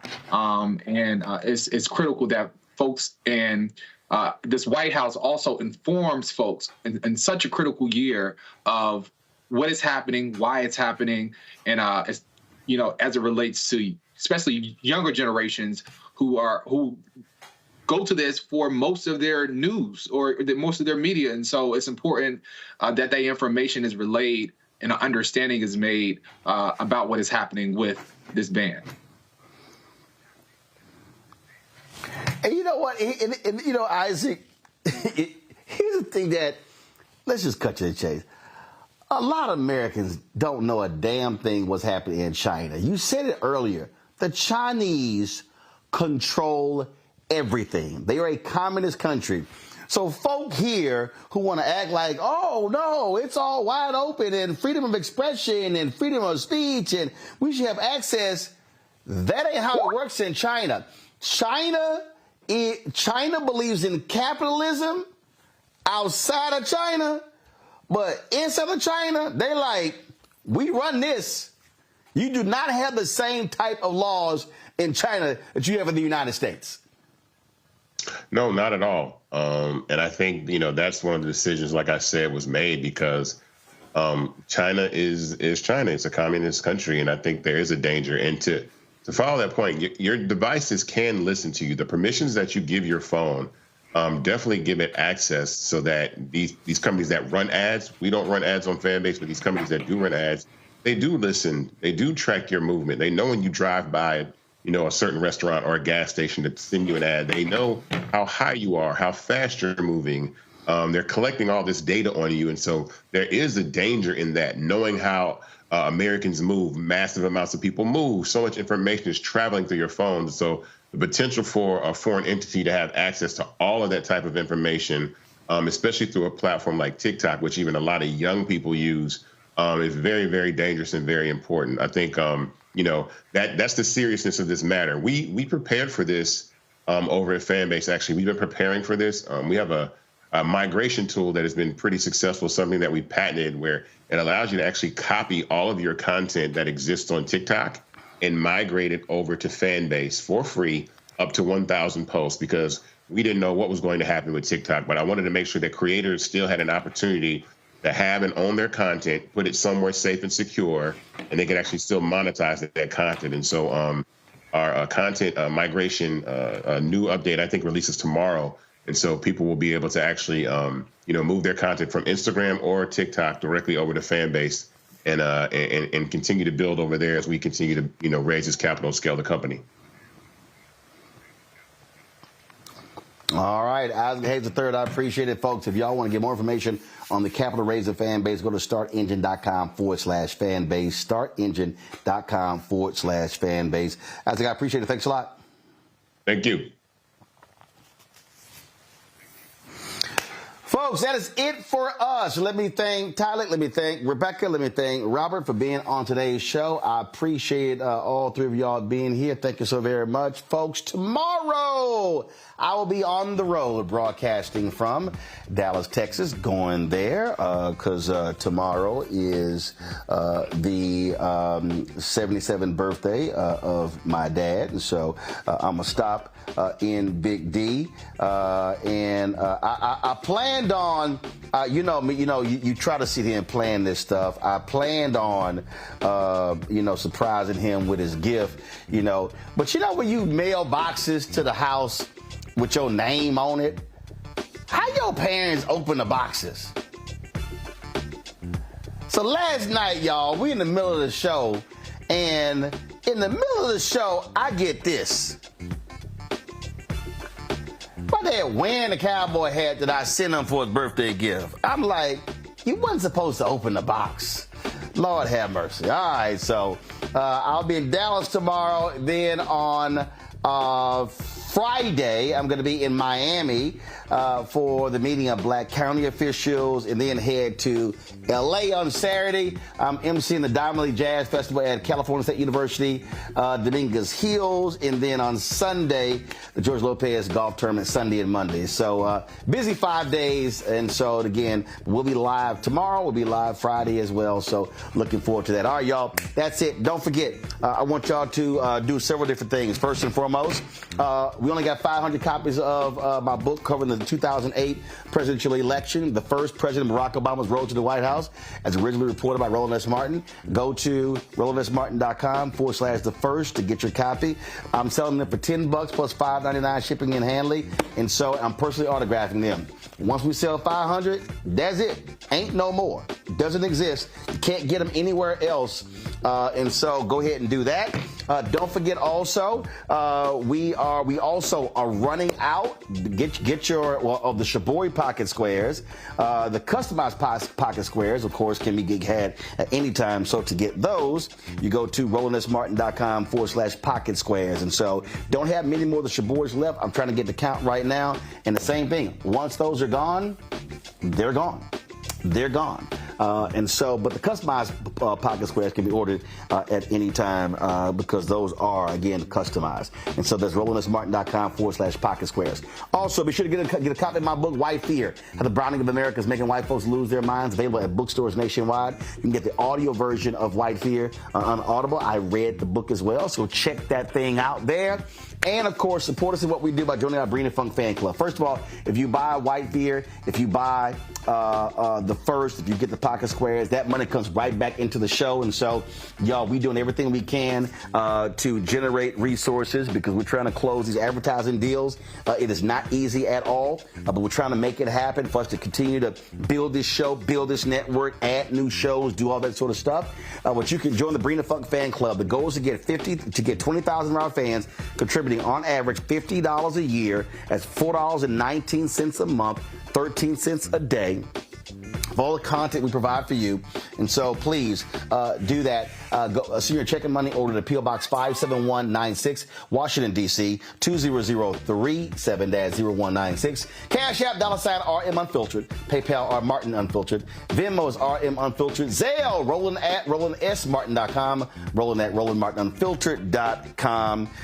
And, one more thing, y'all. So, yeah, you know I'm going to be repping Alpha for the next several days, as I always do, because Saturday, April 27th, is my 35th Alpha-versary. And so, y'all know the rest of y'all folks who play the little youth groups, always, y'all got to kiss the ring. I'll see y'all tomorrow. Holla! Black Star Network is here. Oh, no punch! I'm real revolutionary right now. Thank you for being the voice of Black America. All momentum we have now, we have to keep this going. The video looks phenomenal. See, this difference between Black Star Network and black-owned media and something like CNN. You can't be black-owned media and be scared. It's time to be smart. Bring your eyeballs home. You dig?